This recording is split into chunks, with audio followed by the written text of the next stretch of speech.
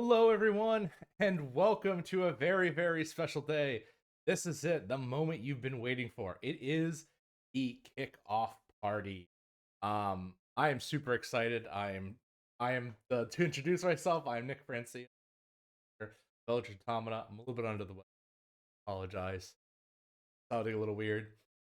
But I am joined by my patron, my editor, my project manager, Ian Muller. I think so a little bit because you like invested into this idea. Isn't that what patrons do? Like they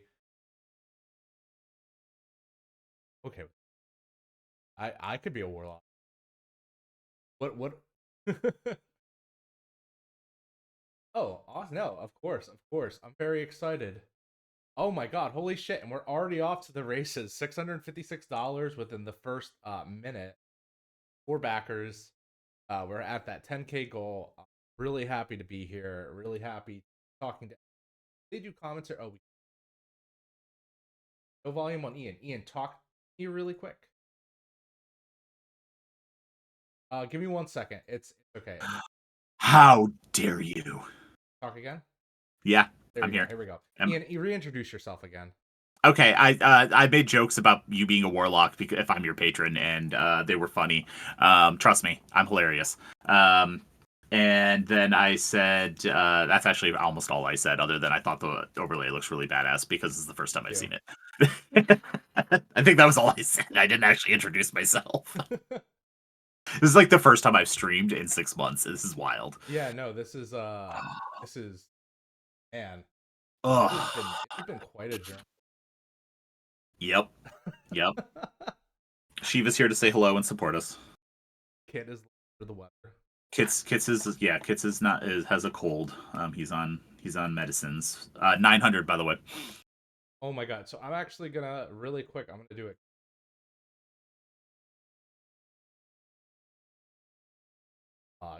Get a little shot so that we can constantly stop Hell yeah. having to check in and be on. No, but uh, for, for those of you, I was just gonna say, for those of you tuning in on BackerKit for the launch party, there, we are live on Twitch, so you can ask us questions in Twitch, but you can also ask us questions in the community tab on BackerKit. We have you can chat in the launch party discussion thread about like what you're most excited for or just in general, and you can also check out the stretch goals that we already have up for when we hit funding. 10% of the way there. Hell yeah. All right. Yes. Yeah, I'm gonna say, Ian, you're the master. Technically, like you're the masters of ceremonies. I'm just producing. Ask me questions. Yeah. Okay, so welcome everyone. Thank you for joining us. I know it's early, especially for those of you not on the East Coast like Nick and I are, but you know what? Get good. We're the best time zone. Um No, but seriously, thank you for joining us. We appreciate all the support we've seen so far coming through. Everyone who has jumped in, everyone who has been talking about Eldritch Automata, everyone who is sharing it, everyone who's produced actual plays and podcasts, and interviewed Nick and all those fun things. By the way, every time you do anything, Nick, you're changing the little capture on the stream that you have the funding and Oh the yeah, goal up. sorry, that's because I'm navigating backer. You're good. You're good. Let me do that. But yeah, no, it's super excited to have you all joining us. I really wanted to dive into like what Eldritch Automata is, and really talk about the game itself, what inspired it, how it was built. And in order to do that, I really need to talk to Nick about the original vision for it, because this is not something that Nick and I came up with. This is Nick's baby. Eldritch Automata. Nick brought the idea of Eldritch Automata to me a little over a year ago now, I think. I feel like it was March of last year, 2023. I'm pretty sure it was so. Oh, it's been more than a year because Was it? late 20. Yeah, it was like December of 2022. Um, but you've been working on this since 2017. Yes. So let's talk a little bit about that. What was the original vision for this game? It was not a Year Zero engine game. It was not with It was a mashup of, if I remember correctly, Powered by the Apocalypse and something else. Yes. Sorry, I'm there we go.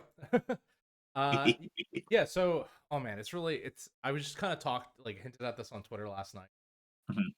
Kind of backer kit and all as one does. But this As one started in does. 2017. The approximate date I actually found out was February 11th. Finally,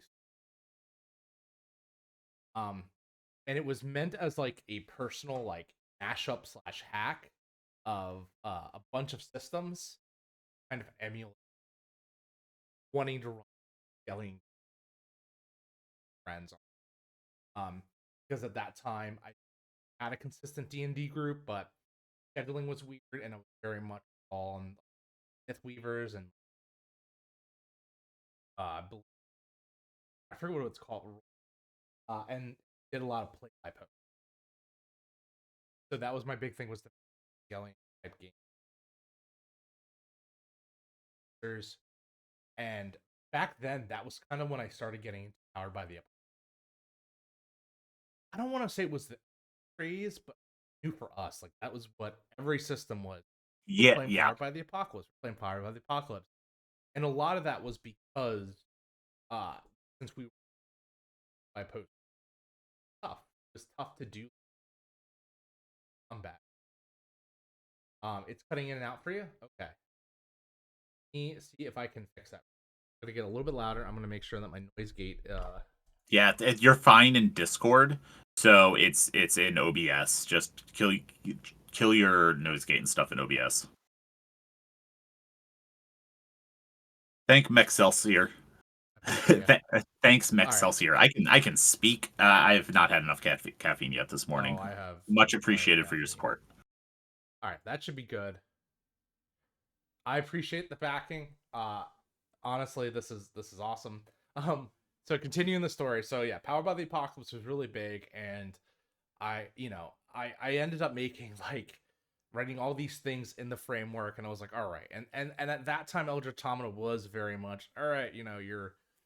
Everyone plays teenagers, everyone's going through like teen drama and like growth and stuff, and I ran it. It was a fun campaign. It worked. But there were a few lessons I learned off of that. One was that combat empowered by the apocalypse did not really work for what I wanted to do, especially with the like customizations of like the mechs and like the units at the time. Hmm. And then two, I thought, hey, there was not really a perfect system for what I was imagining. Um, and three, I was like, this is a good idea, and I should keep working on it. So I kind of expanded it out, and I tried a variety of systems, but I still tried to keep to the Powered by the Apocalypse roots.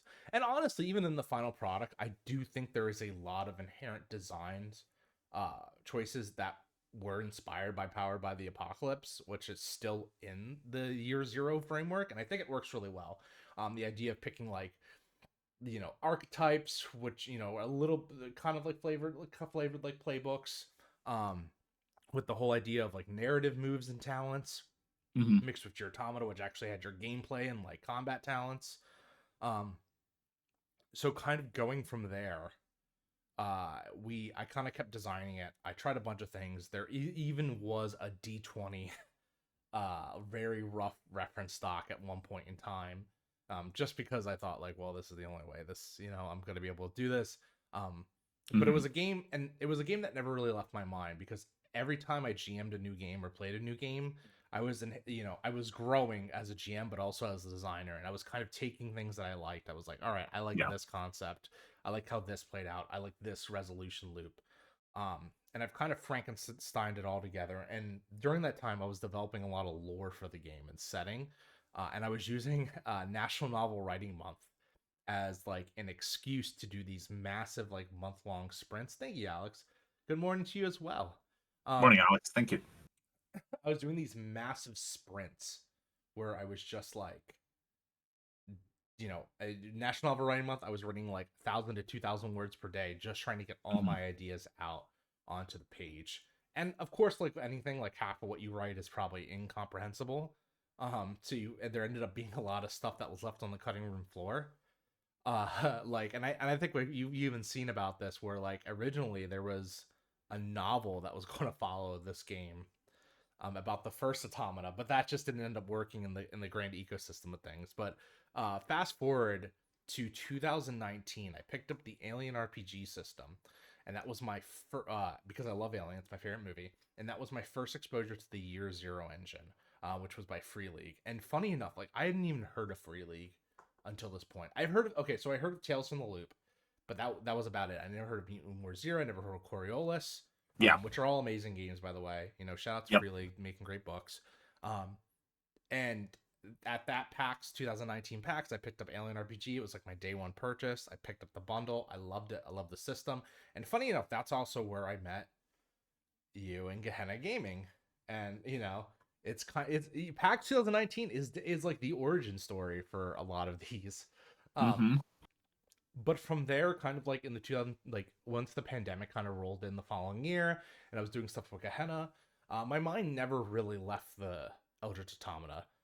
Which at that point I had named it. I came up with the name when I was writing the book, where I was writing like the initial like story pitch. I was like, Yeah. all right, I'm calling it Eldritch Automata because I like the word Eldritch. I think that's a cool word. It fits. And then Automata, It is a cool I'm world pretty word. sure I had been playing like near automata. I was like, I like this word. This word kind of means what I wanted. Like the definition of the word kind of works because I wanted robots that were, you know, partially alive, and I thought that was really cool. And I said, you know what, together Eldritch Automata, like that sounds catchy. That goes off the tongue. Um, and I'm proud to say, I don't think we ever changed the title at all throughout the entire. Like I think it's always been Eldritch Automata. I don't remember it being called anything else. Um, No. and I don't think there ever was discussions to change it. I think we're just like, yeah, that works. Oh my god, over 30% so far. Yeah. Thank you, thank you, thank you. I was about to interrupt you about it. Yeah. Um, Awesome. and so when it came to you, I started writing it in the Year Zero engine. I think it was like 2021. So we're like kind of like we're still in the pandemic. You know, stuff's still closed for the most part. Like a few things have been opening up, but Freely kind of took the world by storm. It was like, you know, they were like, we're releasing our engine. It's open SRD. Mm-hmm. Go ahead. Yes, 10K. Um, and we were able to I was able to take the framework, the first reference file, and I was like, all right, I'm going to start building Eldritch Automata Year Zero. I like it. I think it's light enough that you can do like narrative theater of the mind, but still complex enough that we could have cool combat and like actually run these systems. And then after I built the framework, I was like, all right, what are some things that Year Zero isn't really built for? I was like, weapon customization. I was like, okay, I'm gonna have to build a weapon customization from the ground up. Oh, awesome. No, I love to become a Thanks. pilot. Yes. Yeah.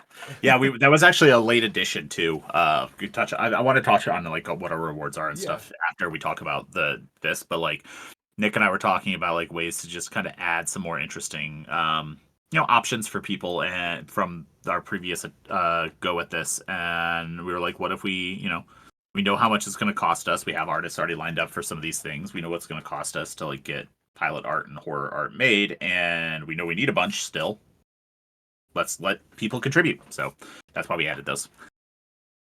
40%. Oh my god, really? Oh, it hasn't updated on my end yet. Okay, cool.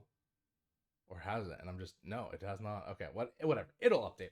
Um so to finish my story, because I know I've been rambling and I'm sorry No, for you're good. You're good. uh Continue. and I'm You're also sorry for giving me a chance to write our announcement that I haven't posted is yet. Moobot meant to be posting about dice? Nope. Let me turn that off. Shut up, Moobot. No giveaways today. Nope. Today it is about givebacks. Yep. Yeah, no. Please ignore Mubat. Mubat is wrong. What a Moobot is liar. confused. We need to take Moobot out back. Yeah, seriously. I'm sorry, Moobot. In more ways than one. All right. Continue talking. Yes, finishing the story. I had was like, okay, I'm gonna go in and really invest and try to build out these systems. The weapon customization was like a big thing to me. And at one point I did have a really like intense mech customization system that I had built, like a draft of it. Mhm. And I had even said I was like, this is getting too mechanically like complicated for what I want this game to be, which is I want easy to pick up, like low entry level, high skill ceiling. So Yep. I want people to, I want people to be able to play it and make a character in like 15 minutes, which if you know what you're doing, easily done. And Yep. then I want people to be able to spend hours and hours looking over the perfect like combinations of things. So it kind of came to that, which was great. So from there, I think when it was getting me into year zero, I made this whole mechanics Bible and lore Bible that I brought to you, Ian, and I said, Yep. I have a project idea. I came prepared. I dropped it all in front of you. And what did you Yep. say? What did you This say? looks badass. I was like, this looks badass because you know how much I love Neon Genesis Evangelion, like that style of like psychological horror, all of that stuff. And I was just like, okay, what do we need to do to make this? Yeah, and to be honest, it was cool because then it was a lot about making it our own, and that was the whole thing. Because I didn't want to just Yep. copy Evangelion, but to Yep. kind of explain our interests, um, like because we always say the top like 4 to 5 touchstones are Evangelion, Pacific Rim, Escaflowne, Godzilla, Godzilla, yeah, Berserk. Berserk, and I can Uh, explain exactly where all the inspirations come for that. So yeah. Evangelion was the original, and the whole idea of monsters fighting like divine beings, like eldritch Mhm. horrors and whatnot. Pacific Rim is what we use for the actual like inherent design of the automatas themselves. I wanted an automata that had weight, like robots that had weight. I never was a big fan of like, and not saying that there isn't a part for this. I was never a big fan of like the super anime like robots where like they fly through the air and they do flips and they can do Yeah. like really awesome maneuvers. Um, that's just not what I was like. No, I want a mech that has weight. Like every time it steps, it breaks something. It just goes through buildings, tons of collateral damage. Yep. And then for 50%, and then for Escaflowne, a lot of like the old lore about like not old lore as in like it's lore from before the game's current timeline. A lot of like how the 60%. oh my god, a lot about how the automata were our blueprints built on like they're sorry automatas are built off of blueprints of like primordial beings and that whole ancient civilization and whatnot and the more esoteric kind of old tales and Escaflowne had all that with Atlantis and a lot of like the psych powers which is something that we do have like psionic type abilities in this game, which is awesome. And then uh going from there, Mhm. we have Godzilla, which is, I've always enjoyed kaiju. I've always enjoyed big monsters, but I've also enjoyed the allegory that the monsters are, in terms of like, whether they're punishment for like environmental or like punishments for man, society sins as a whole. And I thought that was Yep. really cool as we explore some aspects. There's one really cool group that's in the book called the Extinctionists, which are very much as they see the Architect and Advent Day and like the Plague of Horrors and Yep. Seraphs as a punishment and a punishment we rightfully deserve. So they are actually like pro like human extinction, which I think is wild, but I know um, I think they're a great antagonist group, but also a great group to kind of explore from within if you really want to do that. 70%. Oh my god. Berserk is, and then for Berserk, Berserk just the king of dark fantasy. I wanted the monsters to look horrific. I wanted them to feel like they were incomprehensible, like the worst things you saw. What I like, what the main thing about Berserk is that like the demons in Berserk have no redeeming qualities. They are built off the back of like sufferings of others, and that's kind of how I feel about the horrors. Like whether or not that Yeah. applies to Seraph is something that I mean, everyone's played people played the Dark Passenger, so you can kind of maybe make the point that, maybe the Seraphs do have a hint of sympathy to them, but overall they're still like trying to Say that word again. sympathy. Nope. Seraph. Okay, First time we've had Seraph. this conversation. Seraph. Yeah. Okay, Seraph. Sorry, Seraph. I like saying yeah, Seraph. No, Sorry. that's just no. I mean, hey, look at how many people pronounce automata differently, Yeah, we had that whole and conversation. I'm not calling you out. I was just like, wait a minute, hold on, because my brain didn't even like process. I was like, wait, what are you talking about? Oh, serifs. Hold on, Syrup. syrup. Nick, how do you pronounce syrup? Syrup. Syrup. Don't ask me how I pronounce water. You're from Philadelphia. You Yeah. don't. Well, Yeah, it's sometimes I say fine. water. It's really weird. Water. Water. Grab a water bottle. Tiger Woods hit the bull across the water. That's like the one sentence Anyway. to make. Yeah, to make Philly. Water. Anyway. I would say Sorry. people are in here. Ogre's in here. Ogre knows. But yeah, kind of. Yeah, I think that answers that question. I ranted a lot. I apologize. You're perfectly fine. So Great let's talk about. factions. Thank you, Ryuko. Yeah, no, we're super excited. And yeah, That's that's not a rant. Ryuko is one of my favorite people. I was about to dox them and say their real name. No, Ryuko's awesome. I know Ryuko in real life. They're amazing, and I hope they're having a great day today. Hell yes. So let's talk a little bit about the campaign, what we're doing here. So Yeah. um, for those of you who aren't aware, we actually did a previous crowdfunding attempt for Eldritch Automata. We made a few mistakes with that campaign. Timing wasn't great. We launched it in January, coming right out of the holidays. We had our goal set for like our goal was a lot higher because we were looking at like broad scale production costs and a whole bunch of other things related to it. We didn't have a quick start guide out yet. We didn't have as much art done for the game, so we took some really constructive criticism from that. We had some really good ideas for what to change and where to go from there. Regrouped. Nick and I have been working really hard on the campaign since then. We put some more money into marketing and a few other things, and this is our relaunch.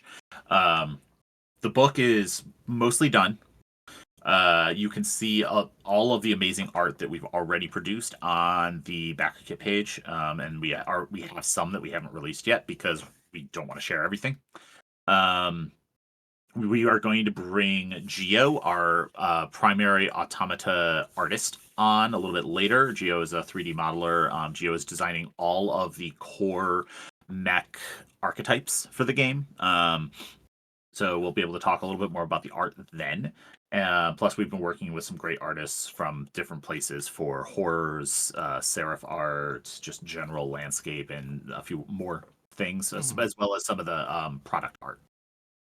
So what we've done is we've really streamlined this campaign. We're trying to get the core book out there and get it into everyone's hands. That's our first goal. And then funding some of the cool accessories that we know we would want for a game. So we're working with Norse Foundry to produce 3 different kinds of dice. So we're going to have acrylic dice, which will be pretty core to almost every tier. And then we have upgrades on that. We're going to have some metal dice that are a slightly different design, which we're calling our serif dice because they're really cool. They're gonna look awesome. And then we have some really awesome scrap metal iron dice that we're working with Norse Foundry on that are kind of like pieces of an automata that you can get to add to your dice pool. They It won't be rust, right? so they don't rust, but they do age and get a patina as kind of like unrefined iron does. So every set will be completely unique over time, which is really cool. I know I'm getting a set. And just to answer a question about how we went on the jump down from 65 to 10, kind of going off of what Ian said, we realized by streamlining the more expensive stuff that was to produce and actually putting it behind stretch goals, we could really bring down our overall goal. So the 10K is what we need to Make the core book. Yeah, make the core rule book. And then all the other fun stuff we want to do, we said, okay, we'll put it behind stretch goals. If people really want the game, at least at minimum, we're going to put the core rule book out. If people want to see all the cool accessories and extra stuff, then then we'll get to do that as well. But we don't have to whether or not we fail or succeed, put it on those accessories. Exactly. And we'll get to what those add-ons are, and we've already got some set up on the page to showcase things that we know we really want to do, and then we've got some more that are still secret. So trust me, we've got stretch goals going out through 100,000 in case we build up that high. Do we have anything on our community? Just in case, I'm reading the chat from here, but I don't know if there's anything on the community. Yeah, I'm reading Twitch chat. Let me double check the community chat over on Backer Kit. Nope, no new comments over there. Yeah. Someone did say that they were very excited to dive into the lore and stuff. So that's really can't wait cool. to dive into the world, build a campaign, all that fun stuff. Yeah, so jumping back into the pledge tiers, so we've got 11 pledge tiers now, I think. Mm-hmm. Backer kit Potentially is more to come. being slow. Don't tease things ahead of time. No, you're fine. Backer kit is not behaving for me right now. I mean, we're overloading it. Who knows? I But think yeah, that might be a good thing though. we're breaking backer kit. It could also be my internet. Who knows? Today's topic: revolution. There we go. Yep. Yeah, page unresponsive. I don't. That's good. Yeah, hopefully that's good. Wow, we are So almost at our goal. Oh my god. we are. There we go. Okay, so we've said, hey, let's like put something in here so that people can just stay involved because we had a lot of people comment on our first campaign. They were like, "Hey, I'm really interested in what you're doing here, but I don't know if I want to back yet." And I was like, "Okay, well let's create a $1 tier, so that people can just jump in, get all the backer updates, and make a decision later on in the campaign if they need to. But they'll still get all of the information that we're going to be putting out there that might be locked behind like backer only updates." Hello, Tori. Thank you. Then we've got a digital tier, so everyone will get a copy of the game in a digital format, and we are going to have multiple formats available. So we will be releasing it as a PDF on DriveThruRPG. We will also have it available on various VTT platforms. So you'll be able to get it on Alchemy, you'll be able to get it on probably Roll20. We haven't talked about that one yet. We're going to try to make it available on some smaller VTTs because we like working with smaller creators, and there's some smaller ones out there that are up and coming, doing really cool stuff like Dice Weaver or Tabletop Mirror. So when I question So about the wait, so Seraph. is the Seraph upgrade for horror level and above or above horror? It's listed differently in the card and the info below it. I will fix that, Adam. It is an upgrade for above the horror level. So if we unlock the Seraph add-on, the Seraph stretch goal, we are adding a Seraph tier, which is a alternative to the horror tier for the Seraph upgrade, which will be $200, and then everything above that will get the Seraph edition. So the Architect tier, the Become a Pilot tier, the Become a Horror tier, and the blah, blah, blah, Be the Automata tier will all be upgraded to the Seraph edition. Okay. So yeah, so the civilian tier will be releasing it digitally, and then any digital stretch goals will also become available. So one of our stretch goals is an upgrade to the VTT edition for Alchemy to an enhanced edition. So Alchemy does this really cool thing where they do an enhanced edition of games, and they add motion graphics, soundtracks, video, like a whole bunch of extra features to really make the games more immersive on a VTT. We'll be doing that. Then our first physical tier is the Automata tier at $55. That'll get you the core book. You'll get the core book and a PDF. Every tier gets the PDF included after the civilian backer tier. So everyone gets a PDF.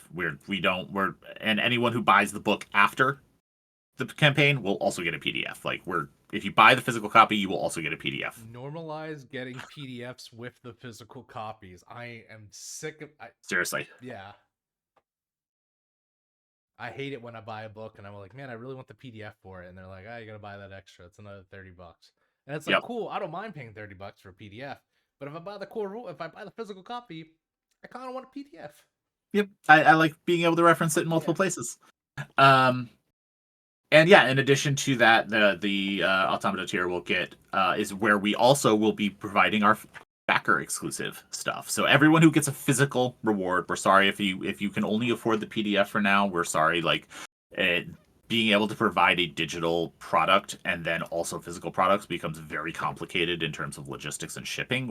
We would have to charge you more in the long run than the PDF, and that's not fair necessarily. You can add physical add-ons though, so you do still have the option. If you back at the digital tier, you can add physical add-ons, and then you'll get the physical backer exclusive rewards as well. But if you only do the PDF, it's just a logistics nightmare. But that is our backer exclusive items, which is our first launch unit patch and t-shirts. So we've designed flight patches, which I'll talk more about when we get to our add-ons. And the first launch unit is our backer exclusive club as a thank you for joining us. So you'll get an exclusive patch and t-shirt that will not be available after the backer kit ever. Ever, ever, ever. Yeah, we gotta make sure that you understand that you are the first launch. About over 90%. Yep, almost there. And then there's our horror tier. So this is your okay. I want all the stuff. I'm gonna be running this game. I want all the stuff. So the horror tier at $100 gets you the core rule book, the game architect screen, the acrylic dice set, which is 20 dice. Um, you'll get the horror dossier, which is a physical handouts and art of horrors that were kind of exclusive to the dossier. So you'll be able to add more art and have more like write-ups and handouts related to those in there. And then you'll get the backer exclusive rewards, all the digital upgrades, all the stretch goals, etc. So that's kind of the like all that's the like that's not the all-in tier. I shouldn't say that because there is an all-in tier, but that's the kind of our primary like you want all the stuff. Yeah. Um I've adjusted my mic levels to the people that were talking before. Hopefully this will be.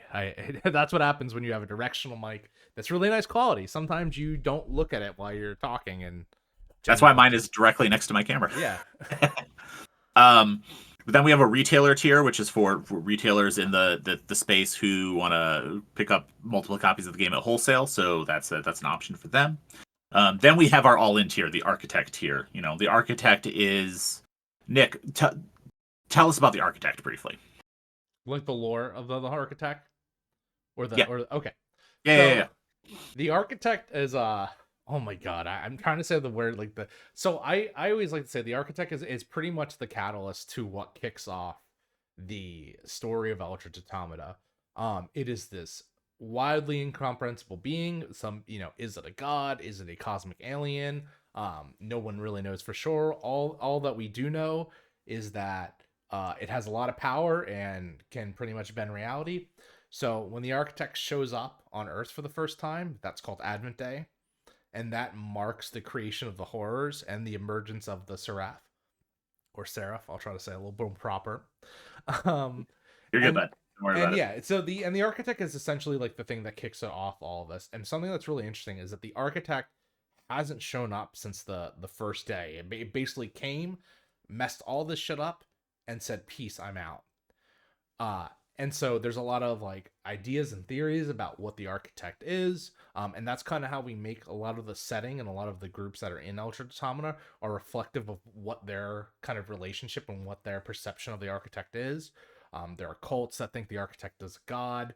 There are military groups that believe the architect is like the ultimate enemy and is an alien that should be blasted back into oblivion. There are those that see the architect as an opportunity to evolve themselves. There's those that use the chaos of the architect that see it as an opportunity to take over everything. And there are those who think, like we were talked about the extinctionists before, that believe, that this is their punishment for the sins of humanity, which is really interesting. And the architect is kind of like narratively it's almost like a stand-in for the game master. That's why we call it the GM in our game, the game architect. But it also is this like, divine mystery. I don't even want to say divine. I hate calling it divine because it's not divine. We don't know that for sure. It is this cosmic mystery for which every game is based around of, yet never touches. And I always say this. I always say, because everyone's always asked me, are there stats for the architect? It's like, I know what the architect is, and the day I stat out the architect is the day Eldritch Automata the game line ends and we reboot it into like a second edition or something. So it'll hopefully be a while until you see what the architect, like the whole story behind that is. The things that we do know is that the horrors were created by the architect, and they basically reproduce because of what the architect has done. 94%, Jesus Christ. And then the Seraph, which are finite beings, are all aspects of the architect that each have a certain duty that they are set out to perform, which is, unknown at the time. So they all do different things. They're really hyper intelligent, and it's your job to figure it out whenever you come in contact with one. Yeah. So, and that's why we're calling the GM, the game master of Eldritch Automata, the game architect. The architect here will get you everything that we have included in this campaign. You get the core rule book. You'll get the Seraph metal dice, the special metal dice that we're producing with Norse Foundry. You'll get 3 different dossier packs. So you get, in addition to the horror one, there'll be ones for Seraphs as well, with full art handouts and things like that, and legendary pilots. So legendary automata pilots, maybe some that will be described in more detail in the core book, and maybe some new ones that you can add as NPCs or even pre-gen characters for more epic campaigns, Yeah, or as we're calling them, operations. yeah, the legendary pilots are pilots that have been they're leveled up. They have a lot of experience pumped into them. They are the veterans. They are the characters which stories, tales, and legends are built off of. They are your heroes. Like if you want to we always talk about like hearing about war heroes and famous things on like on Wikipedia and stuff. That's what the legendary pilots are. Yep, yep. In addition to that, you'll get the game architect screen. Will have equipment cards, kind of like a deck of cards for quick reference for equipment, weapons, armor, etc. And the architect tier also is where you can get those scrap metal iron dice.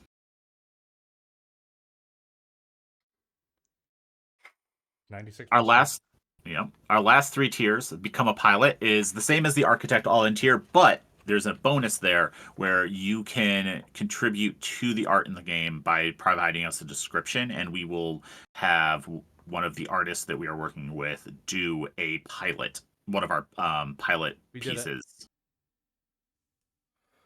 We funded? We funded. And there we go. 36 minutes. Hey, Nick. How's it feel?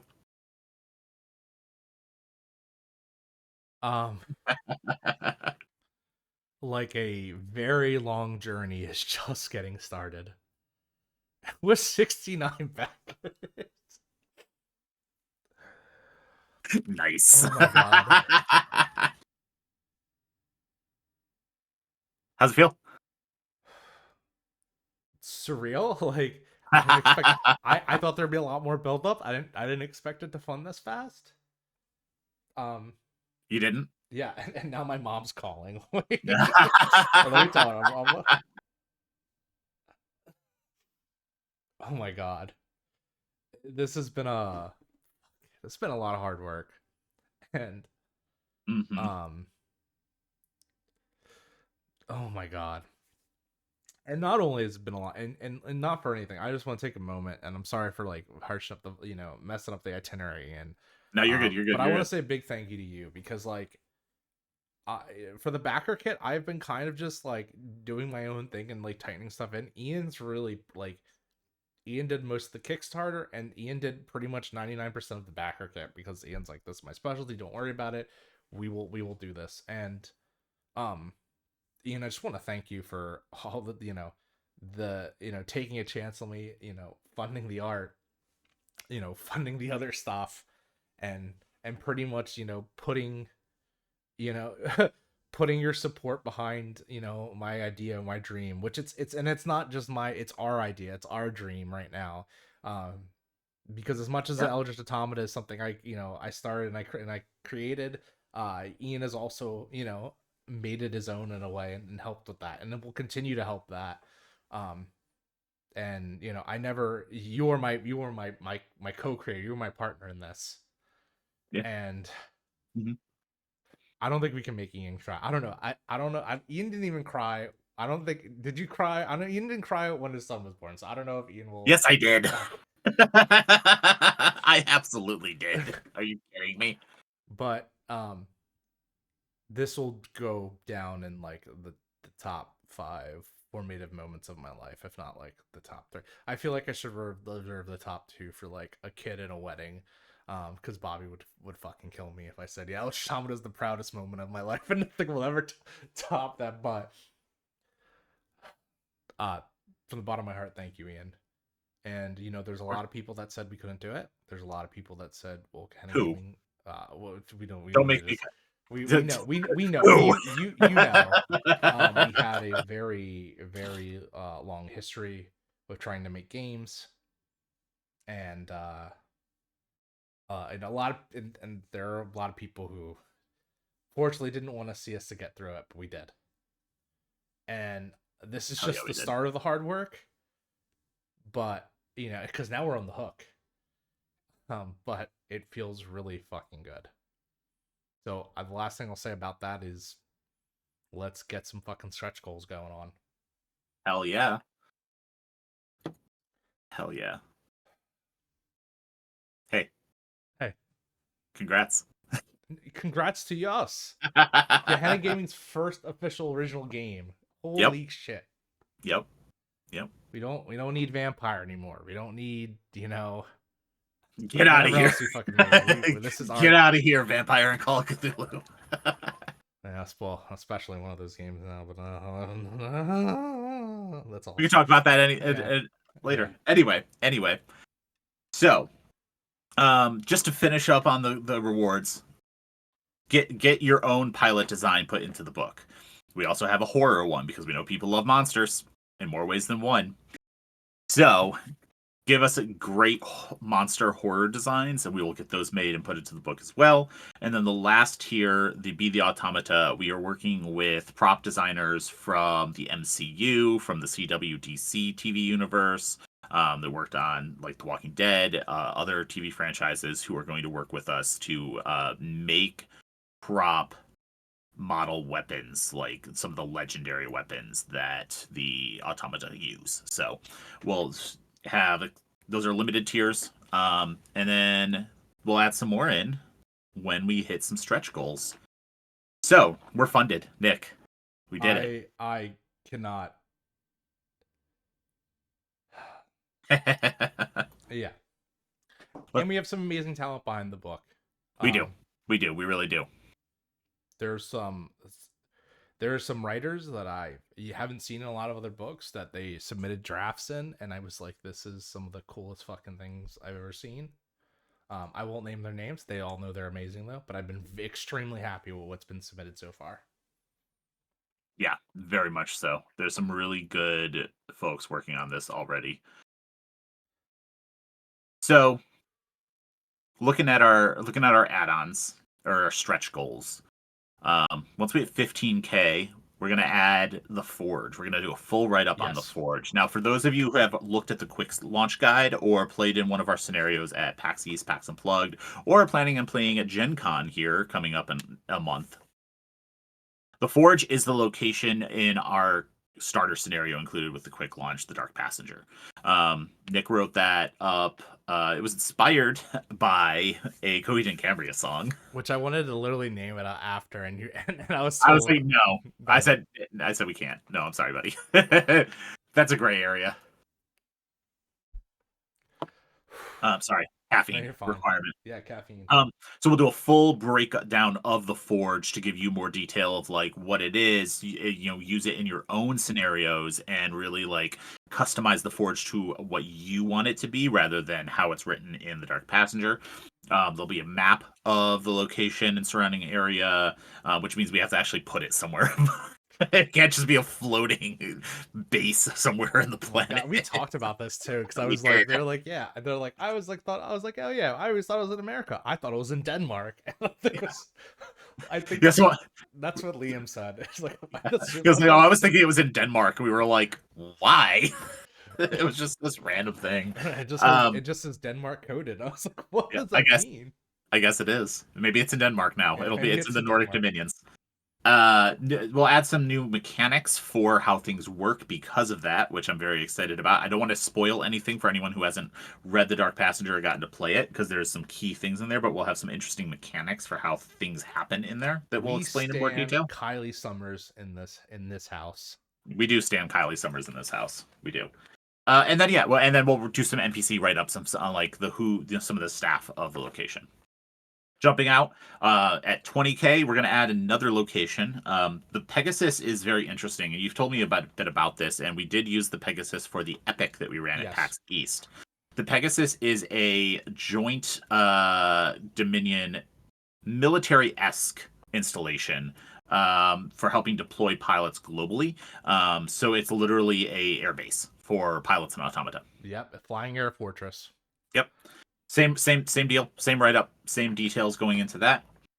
Then at 25K, this is where I'm excited. That's where we're adding our deluxe edition. We have a mock-up of what that'll look like on the page, but that will be a leatherette cover, metal embossed serif design, very black metal looking. We're working on getting that art finalized still, but we do have a kind of a sketch of it there, and that will also add a new tier to the campaign at $200 between horror and architect, where you can get everything that's in the horror tier plus the serif dice, the serif dossier, and some extras, and the deluxe edition. Plus, once that stretch goal is unlocked, the architect tier and everything above it will be upgraded to the deluxe edition of the core book. Yeah, I'm very excited for the deluxe edition, trust me. And then because we 110%. 110%, we're almost there. We're almost at that 1500 or 15K. And then at 30K, we'll unlock our Alchemy Enhanced Edition. Now this one's a little bit higher because we actually have to put money into this one to get the assets made. But that will unlock, as I described earlier, like animated cover scenes, motion overlays, ambient sound, dynamic audio, soundtracks, and ready to play pre-built scenes, as well as built out operations in Alchemy for you to run. Last thing I want to touch on is our add-ons, because we have a couple cool things you can add to your pledge that doesn't come standard, which is we are offering a desk mat. So one of those really nice play mats for Magic the Gathering, or a mat to go underneath your mouse and keyboard on your desk with custom art that we've already gotten made. You can see a beautiful example of that on the page. You can get pins. Each automata archetype has an insignia to kind of denote what it is. And we've designed all of those, and we're having really beautiful enamel pins made for each of them. So you can get one for your favorite archetype, or you can get the full set for a discount. In addition to that, as I mentioned earlier, we also have the mission and flight patches. So you'll see patches representing different locations in the world, places where civilization has created a little bit of a bastion of civilization, where people have survived. So we have the Nordic Dominions, which is most of Scandinavia and Northern Europe. We have Neo-Sinaloa, which is the people of Central America and Mexico. We have the Army of the Eternal Rose, which is the military of South Korea and that area.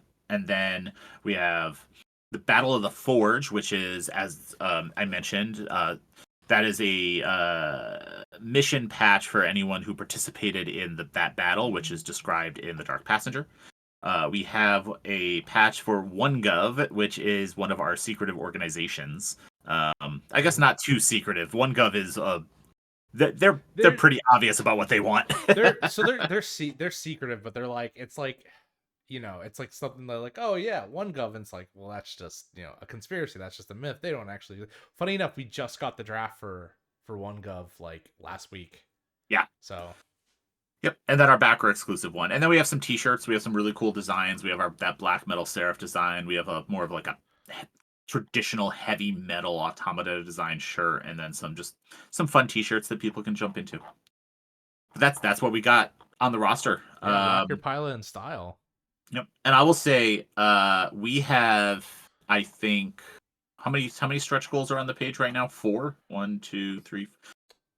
I think we have 8 more.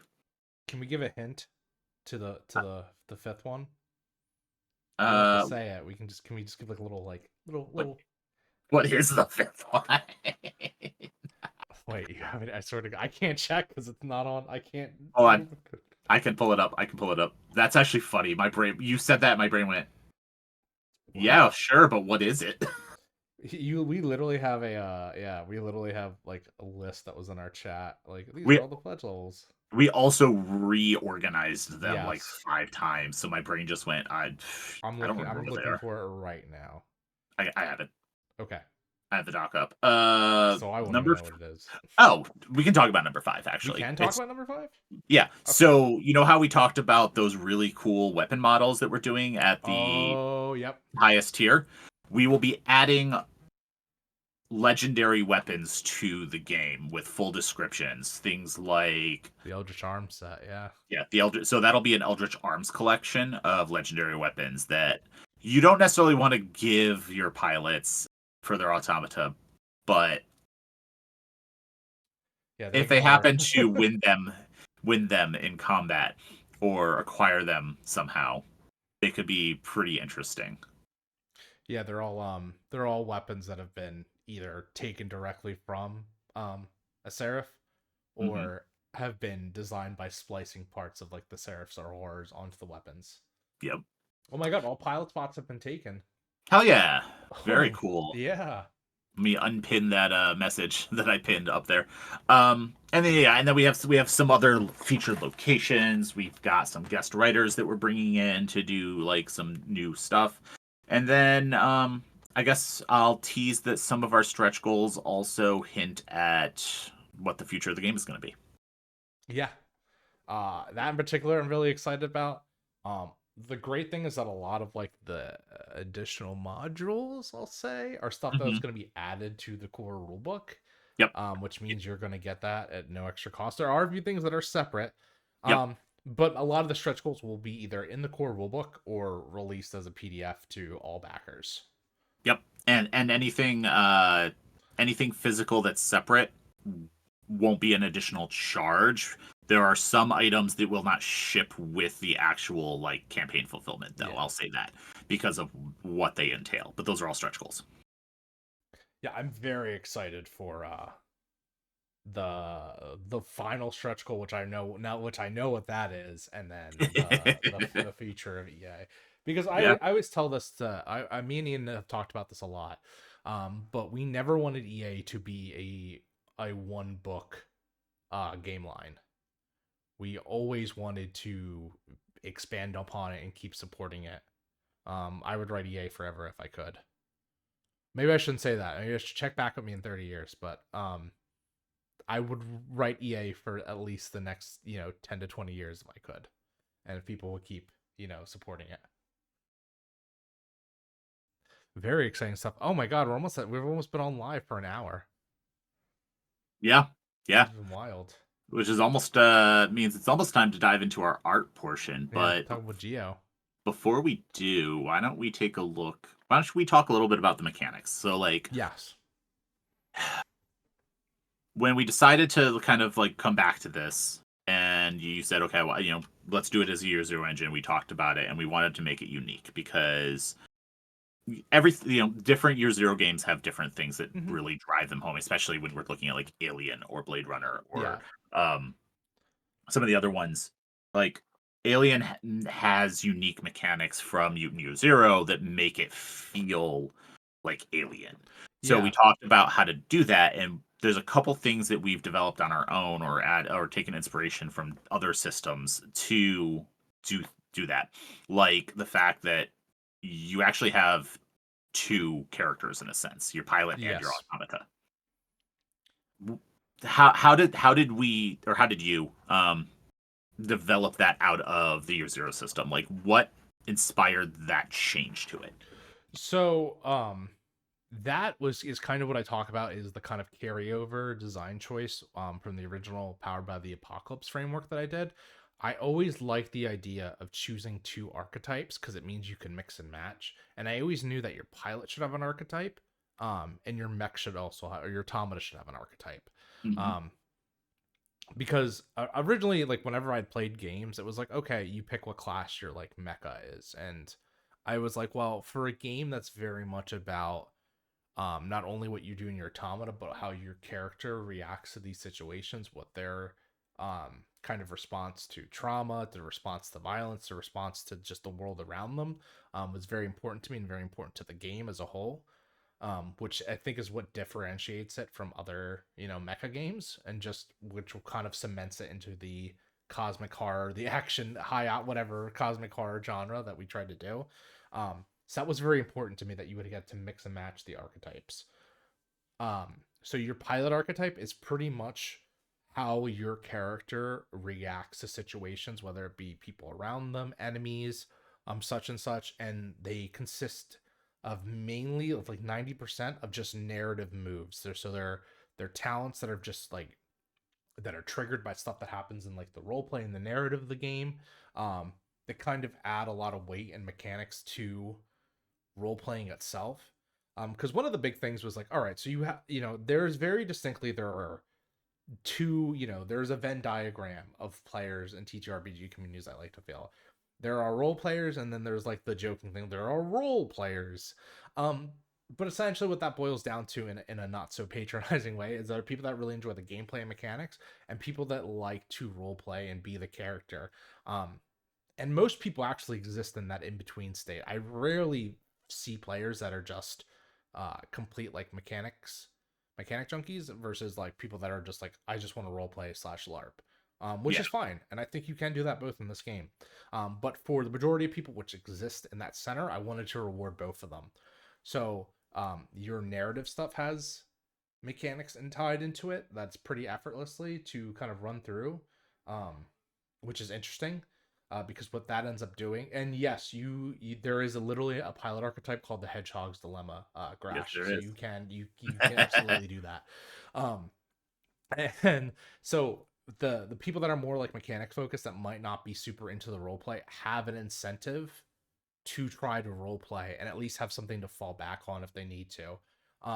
Versus the players, you know, who really like to role play have a reward for role playing with the pilot archetype stuff. Um, well, thanks, Bobby. That is my partner, Bobby. Give her a shout out. Thank you for everything you've done supporting me through all these sleepless nights of me working on this book. And to the more sleepless nights that will follow, I appreciate you. We just got off of a very well deserved vacation where we got to relax and got to jump right back into the fire.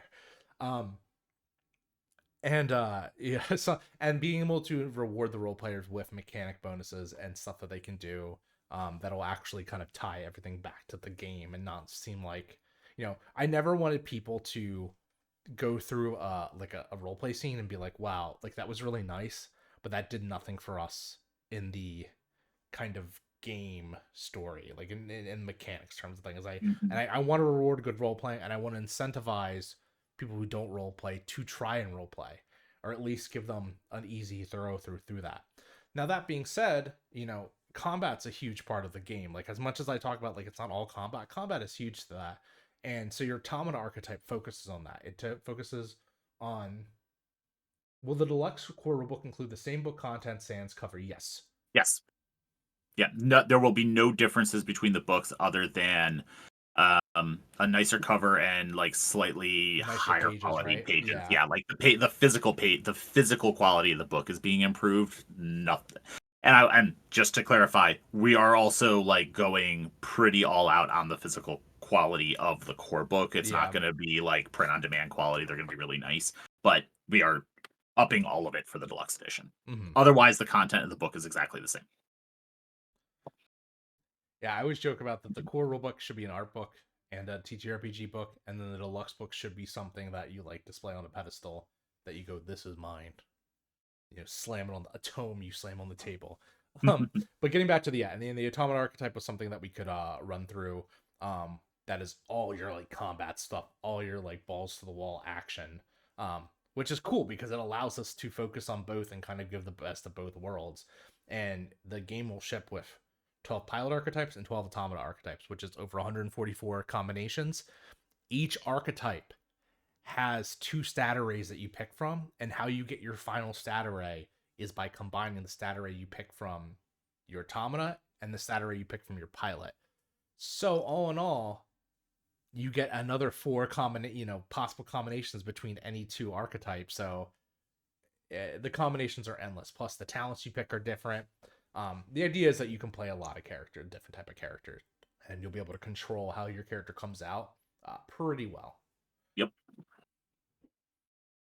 And yep, yeah, the automata matters beyond just sitting it. Yes, what you do, I always like to say, what you do out of game, or what you do out of combat, is just as important as what you do in combat in your automata.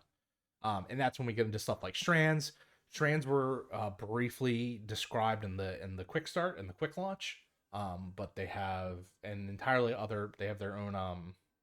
intense like chapter to them in the core rulebook, and they're really cool. And I think Strands is one of the best unique systems I wrote for this game, and it really is what brings it all together.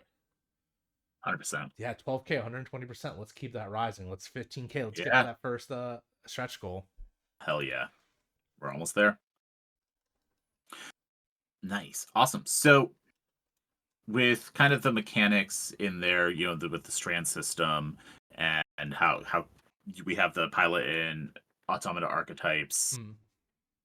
One of the other things that we really dug into is like ego and pulling those ideas of psychological horror and how not just like the stress of combat and the stress of being kind of that last line of defense for humanity at this point takes its toll, but there is a literal psychological pull on pilots to fuel their automata. Yes.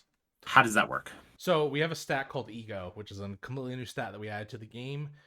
Ego is your resource. It is your sense of self. It is what you fuel the automata into. In a lore sense, your automata it's a symbiotic relationship. We need the power of the automata. The automata needs our sense of self to be powered. So pilots, when they go into the cockpit, also known as there's this, we also call it the ego chamber. They pretty much engage their ego, their sense of self, their being on like a soul level, into the automata, and that's what it's used to not only power the automata, but also to, when I say power, I mean power like the more like supernatural abilities that the automatas have, the ego fields, everything else. And as you use and that's tracked by an actual in-game stat called ego.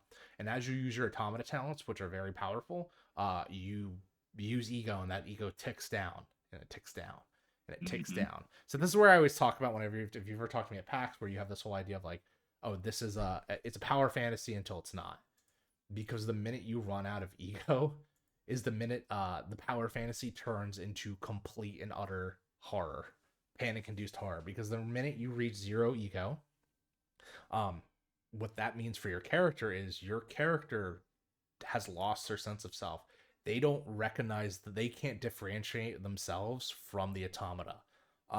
And when the automata gets that type of control, where it's like, okay, there is not a rider in me, there is not anyone control. There are no strings on me. They do whatever they want, and they go berserk. And berserking is very powerful.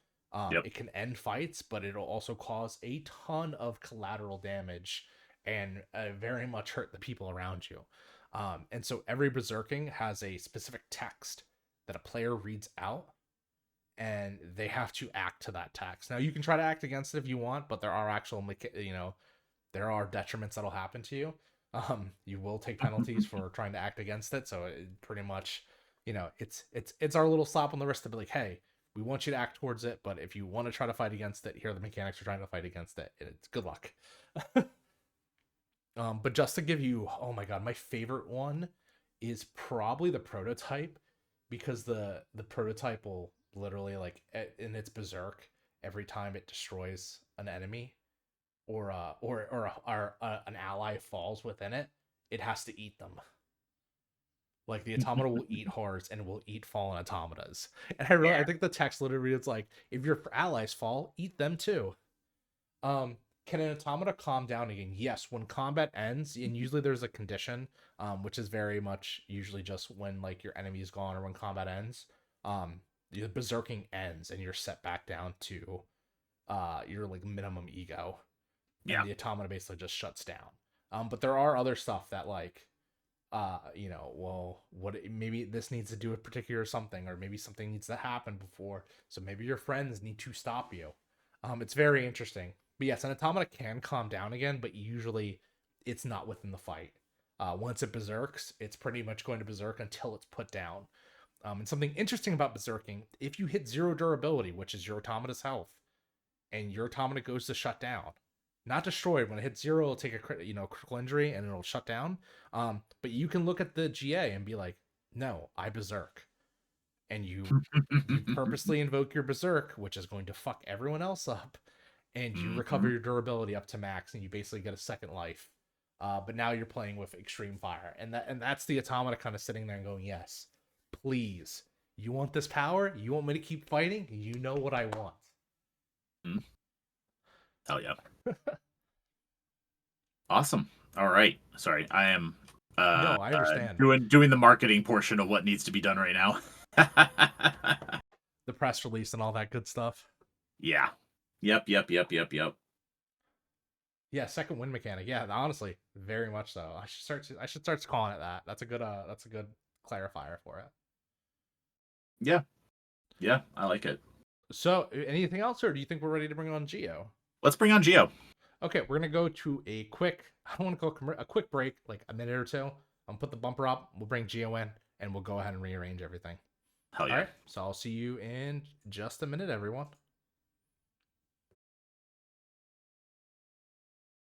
And we're back. Hey everyone. It's Nick again, and I'm here joined not only with just Ian, but with our art director, our lead artist, our automata maker, the emperor of mechs themselves, Geo. Or hello, everyone. Am I allowed to say your full name on stream? I don't know what I'm Yeah, talking to you. yeah, sure. Yeah. Is it Misael or Miss? I always have like, yeah. like Misael, No, Geo, everyone Manning. gets trips out about that. It's Misael, but most people just call me Geo. Misael Geo Manning, also known, as we have always called you, Geo. And we're here to talk about the art direction for Eldritch Automata, specifically automata designs. So, Geo, we were just talking about like you have been on this project for a little over a year now, but and you've put in such amazing work over the past year that has been plastered all over the backer kit. If you haven't seen any of the art, look a little closer. The mechs are great. Geo is very loud compared to the rest. Let me go ahead and just adjust that, I guess. It should be every time. It's because I'm doing this really rough and like. And we're allowed. Yeah, we're allowed to. It's fine. I'll go boost my mic up a little bit more, and then okay, that should be fine. Now I should be on par with everyone. Okay. So this is gonna be a little interview style. Ian, are you okay with me asking Geo the questions? Yeah, absolutely. All right. And by questions, I mean the little bullet points that I just sent to Geo earlier this morning today. I'm just here to hang out at this point. Here for the party. Okay. So just to kind of take us on a trip down memory lane. What can you describe like when we first approached you about the project and like what was our like first initial like discussion about? Oh yeah, so I remember there was like a Twitter post that I got tagged in a while back in one of the TTRPG circles, and people were like, "Hey, they need a mecha artist," and I'm like, "We only know you, the mecha artist," and I'm like, "Okay, sure." And I still shared it around to my other like mecha art friends, but I was pretty excited about this since it sort of hit a thing that I haven't done before. Like haven't done stuff at this size or scale yet. I've done a lot of like other mecha stuff at around just like the Gundam level, like the 20-meter tall ones, but like doing Pacific Rim style ones where it's like, yes, you have to make sure that they feel huge, sort of thing. Is something really cool, and I get to do all the like the big wide backgrounds of the city scenery that you see in the title page. Those are really fun. I love making those. Yeah, even like the size of scale when you were like doing like the little humans that were like scaling the building. Because I don't know if you remember. Do you remember originally what our original pitch for the title cover was? Yeah. I remember it was like just like the automata and like the horror just fighting out in like the sea or something, right? If I remember, or something like that. And then actually, I think I have like the original one. Let me see if I have the original. Oh yeah, I do. I still have it. Yeah, I could share a screen and just show my like ref board. If you want to, that would mess up. That would unfortunately mess up the layout. But okay, if you want to send it in the chat, I could try to put it up. Yeah. Okay. Yeah. Do it. This will be great. Sure. All right. I think this was it. Oh my god, I forgot about this. Yeah. That was the original like pitch thing, and I was like, That's cool. You do get a little bit of scale, but I was like, we got to make it like really epic, and so all Mhm. the wanted to put all the that cityscape and be like, and also just show the influence of what the horror does to a city. I think was really cool. You can, if you look at the cover, there's like sort of like these tendrils that look exactly like the horror are in that, and just like spreading all over the There we go. I city. put it on the Yeah, screen. yeah. There we go. Yeah. Oh yeah, I sent this to you. Yeah, this is literally from Yes, yes, Pacific yes. Rim. I was like, Yeah, I was just like, oh, okay. And I think there was like an edited one somewhere with like some of your notes, but oh yeah, I did a huge one. I don't think I have it in this one. I don't think I have No, it in I this one. forget where I put it. It's probably in our initial like discussions Yeah, together. yeah. Yeah, I can. I do remember it. I made like a collage. 'Cause that's Yeah, like yeah, my favorite yeah. thing to do is like I'm gonna make collages and I'm gonna make Pinterest boards. Yeah. Oh, I need to Honestly, point those this help a out lot. because I just caught it. Nick, Yes. our 69th backer that funded us was Jay. That's so good though. Sorry. Always, Continue. always the opportunist. That is so relevant and so fitting in more ways than God damn it. That's hilarious. Anyway, Oh, I found it. I found it. I found it. I found it. Oh, The the little original one. collage. Oh my god. Yeah. Yeah. Oh, yeah. This one was like they were like kind of more like about to square off versus in mid combat. I think that was also Here, one of the things. I'm saving the image. I apologize for everything that is going forward. There we go. And I'm gonna put the art up right now. Oh, I do remember this. Oh my god, it looks horrible. No, it's just oh my god. This is I'm glad you edited all because this actually looks now that I'm looking about it. It's so much better what you did. But yeah, this was my like really like photo bashed like because yeah, that was the big thing, right? We wanted the person on the skyscraper looking out, and Yeah. yeah. Yep. and from there you were like, well, what if I just you're like, well, what if I did that so they were climbing and like doing some action like during the battle, like mid fight? And I was like, Yeah. well, that sounds pretty cool. Yeah. Yeah. Yeah. But honestly, as someone who works with like a lot of different people, just having a little bit of an idea like this actually helps a lot. So if you are a designer looking for artists, artists will appreciate you if you do all these like little things, like even if they look Yep. kind of shitty. It's great. It's great. Trust me. And kind of moving on from there, so we had the sorry, I'm like getting a shit ton of messages from everyone being Nah, like, it's "Hey, okay. congratulations!" Da, da, da, da, da, da. Can I Good. You borrow deserve. $50? Wait, what? it. Um, so kind of when we had this initial discussion and like you talking, and then you were like initially thinking about the cover, but as well as I'm pretty sure it was told to you pretty upfront that I was like, Geo, like we want you to do all the automata designs. Like we're gonna Oh, yeah. commission you for the cover for now, but that if we get this far, like you're gonna be locked in for the rest. We want you to be locked in for the rest of the automata, like the Yeah. archetypes. So kind of like because you did initial sketches, like this is going to be stuff that we'll reference for later, whether it was like the horrors or the seraphs or the automata. And what I wanted to ask you, what were kind of your genre and like your inspirations and like touchstones, like whether it be animes, video games, certain televisions, other than like the oddly specific, because I think I told you Evangelion and Pacific Rim like right from the start for the Yeah. mech, but like anything beyond that. Yeah. So a lot of it was based on like yeah, obviously the Pacific Rim stuff, but then the artists who worked on it, I looked at their specific portfolios and was like, oh, okay, what are these guys referencing, sort of thing. There was obviously there's the Bayformers is also like a little bit of a one that I like just because like it has all the greebles, it has all the weird like biotech kind of vibes Mhm. to it, the way they do all the parts. But then I tried to approach like each automata archetype into its like, okay, what is this trying to reference, and sort of like looking into those and sort of figuring out a way to like sort of unify them. I remember in the sketches, I tried to make like a shape language for all of them.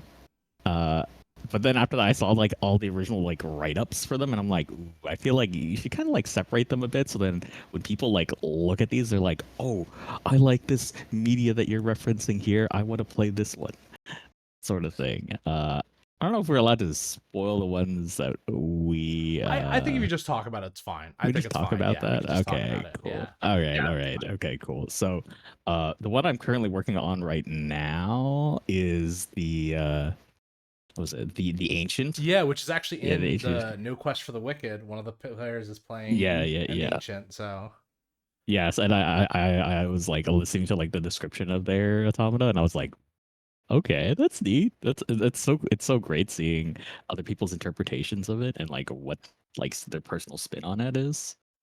So yeah, the ancient. Yeah, I had like an original pitch where I was like, all right, this is like basically made out of stone, and there's like a janked up like cockpit, like a modern or like a futuristic cockpit into it. Uh, and also I think we wanted to put like a Zone of the Enders twist to it and make it like a very alien-like. yeah, and I didn't remember Yeah, the leg specifically was like, you're like, yeah, what if it had pointy legs? yeah. I was so into that. I love pointy legs into the mech where it's basically like, yeah, there's no feet on this. It's just pointy legs and it just floats. I love that.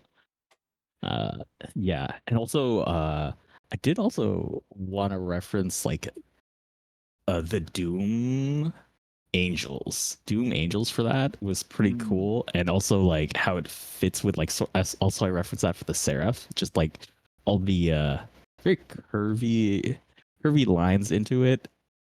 uh I think here I will post That's one from of the concept 40K, art. right? Like the No, Doom. the for Doom. Oh, like the video game Like, Doom. Wait. Let me. yeah. Oh, okay. Wait. Oops. That's Sorry, just the thing. because Warhammer has they have literally creatures called Doom It's Angels, called and I was Doom like, Angels. Like Doom Angel. Oh, that's funny. oh my god, oh yeah, from Dune Eternal, yes. Yeah. These things. Oh Yeah, yeah. I love these. That's Yeah, very much part of the vibe. yeah. And I was like, oh yeah, this totally fit like the Seraph vibe of like, yeah, you could say I'm a holy entity. Yeah. Sure. And then putting that design language also into to the ancient. Uh, do we want to do like a little preview of that? I could send a like. Oh, the Hell yeah. sketch, yeah. Yeah. Okay. Uh, paste here, and then I'll just show like a little funny work in progress. Yeah, people are gonna get a little because I'm just doing this so rough, but whatever. That's perfectly fine. But I do remember this a lot now. So I won't But send the 3D model, but I will send the little okay, sketch ones. Just because I okay, want people to be a yeah, little bit surprised. So this was okay, and these were the concept poses for the four of them. And I think we ended up going with a mixture between. I think D was our favorite for sure. yeah. Yeah.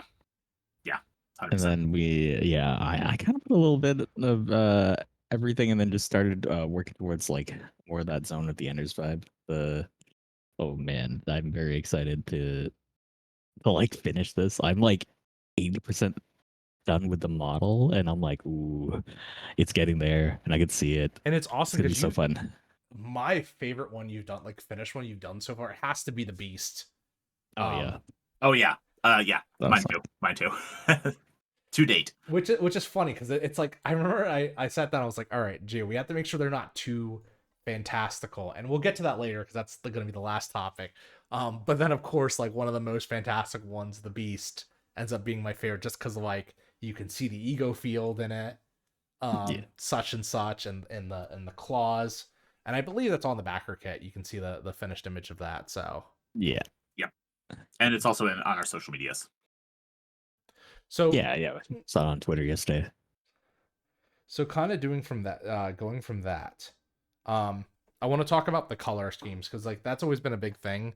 With how to differentiate the automata from one another is choosing the color scheme. So can you go into a little bit about what kind of major choices for that, because I know we put some input. Yeah. But you ultimately gave us some really badass ideas, specifically, I think, for even like the heavy, I remember. Because, like, to differentiate every automata not being like a mess of like bronze and like green tank kind of Mhm. colors. Yeah, for sure. So again, like basically referencing their like quote unquote like real world counterparts. Like the heavy originally was like, oh yeah, this is a tank. This is basically a tank. What are we what other like obviously what like some sort of like military inspired thing, but also like how do we I think we were talking about this, we're like, oh yeah, how do we make it like not super like military thing, but Yeah. also still a Yep. bit, right? And then I was like, all right, this is a little bit of a challenge because like my default thing is like, oh yeah, let's just slap on like some camo on it and then like Hmm. I don't know. And I Like, was like, camo's gonna okay, work. It's like, what's that? camo's gonna work. But then you realize you're like, wait a second, this Yeah. is you're like 80, like what, like 100 meters tall, Yeah, more than that. force camo would not work. I wonder where the automata is. Yeah. So there's that, and I was like, oh man, it would be really cool. But also I was like, wait, you know those like non-camo camos? I think I pitched that to be like, hey, you know those non-camo camos that like are the fashion camos, like the pink camos? Like, what if we Mhm. just do that? It'd be really funny.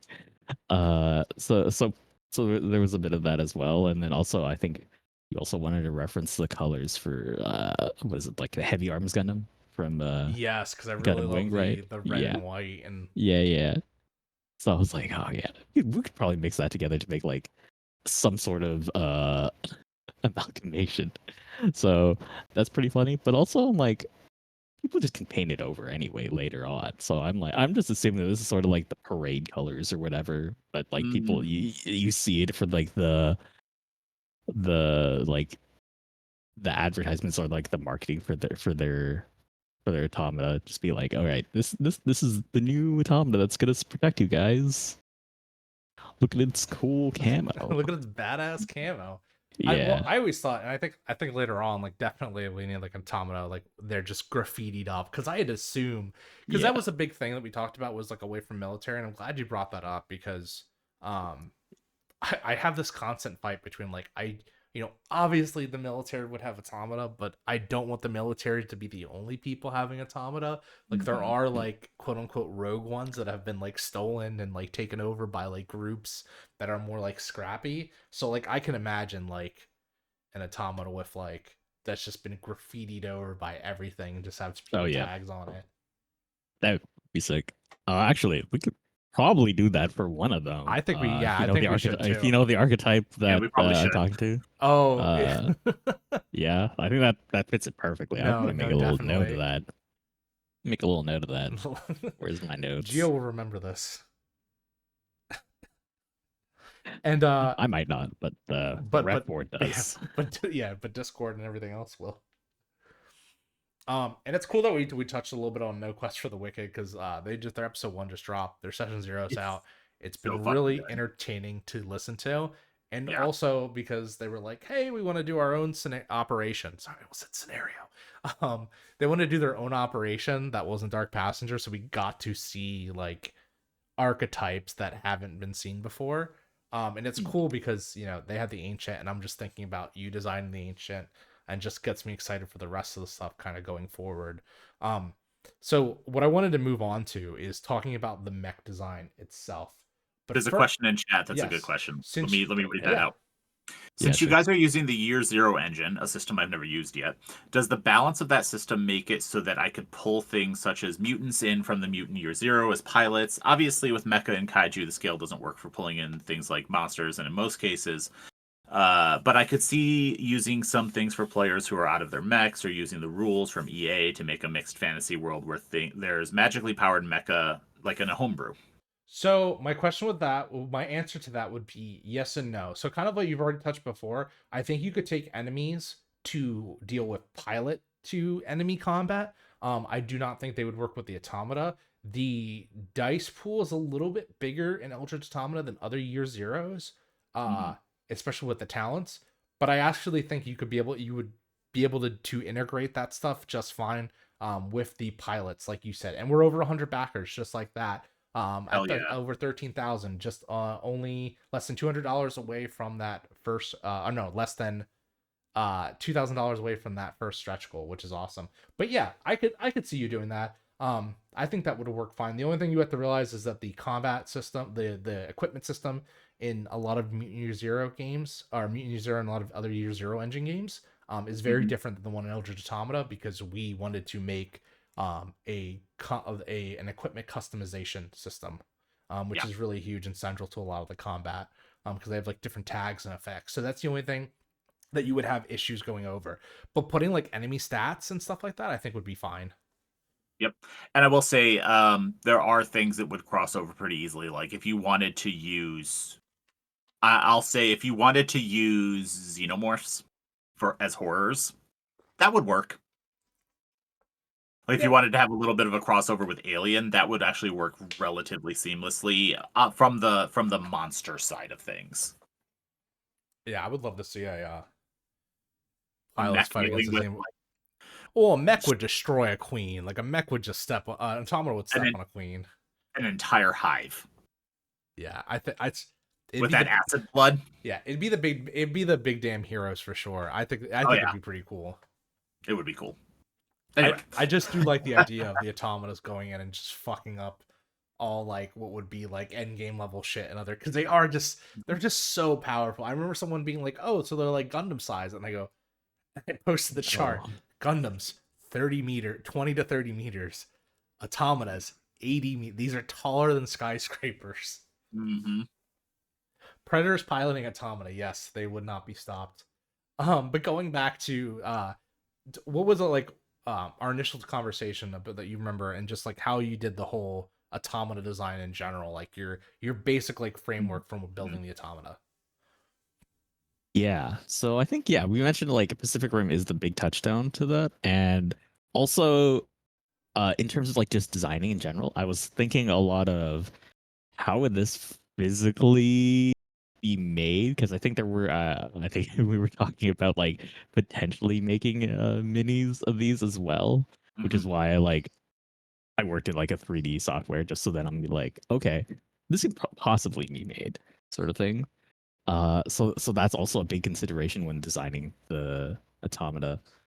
I also really like uh Gunpla in the way that like all the movement mechanics and like just the way the parts fit, I think were a big inspiration on designing it. And I wanted to make it feel like, oh yeah, this can move. This can do all like your bends and stuff. Admittedly though, I did bring a lot of that for the beast. The beast was really weird in the pose that I eventually worked with, and so I like if you, if you turn around the model actually in the pose that I gave it, there's like a bunch of broken parts, but it fits the art so much that I was just like, I don't care. buddy. It's gonna look cool. It's gonna look cool. That's all that matters. It's That it, that is all that matters. it's funny Yeah. that you mentioned Gunpla, because me and Ian were just talking about, like, man, wouldn't it be really cool to like eventually have a Gunpla of like one of the Yeah. automatas, and it's like Yeah. I don't even know where you would start with that, like Oh yeah.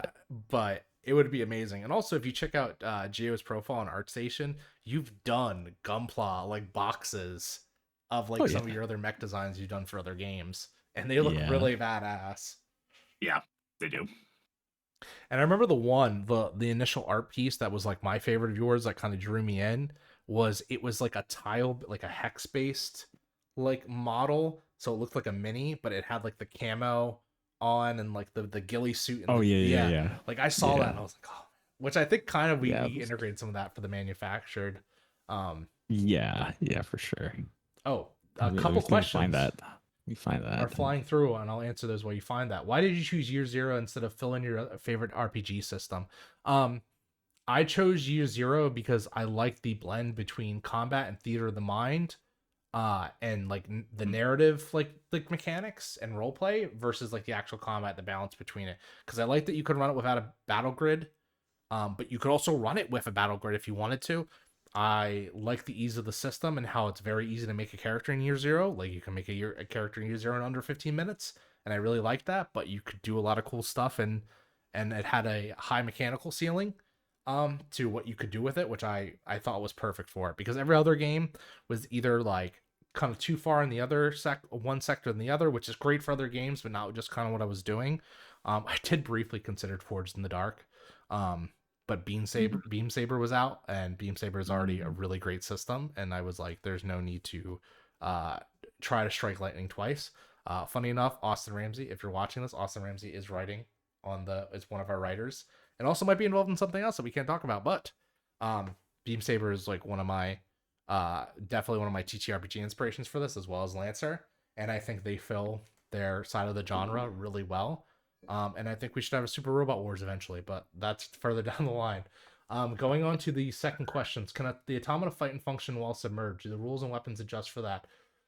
There is, as of right now, there is no there is like zone quality, so there is a submerged zone, which would probably be like cluttered and like impaired movement, but there's no like specific rules of like shooting like a gun underwater. But I mean, they're skyscraper sized robots, so they can totally fight out in the ocean if they need to. Yeah. And they would sink. So they probably do eventually go to an area where they would just but yeah, you could drop an automata into the Marinez Trench. You could send it to Challenger Deep. Yeah, they did that to Megatron. Why not the automata? And okay, cool. And some people are talking about like Code Geass and stuff like that. And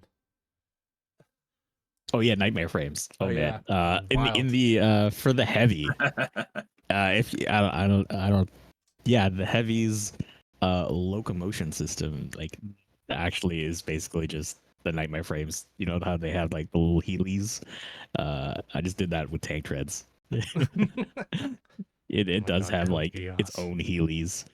Doesn't have its I own always forget Heelys. that's technically a mech anime, but yeah. There is also a new season of it. Did you know that? Did you know there's a new no, season? is it the on Resurrection Hulu or and Disney? whatever?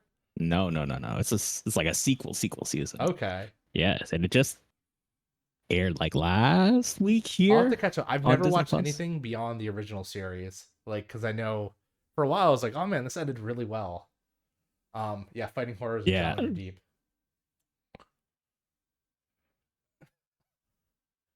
That would be amazing.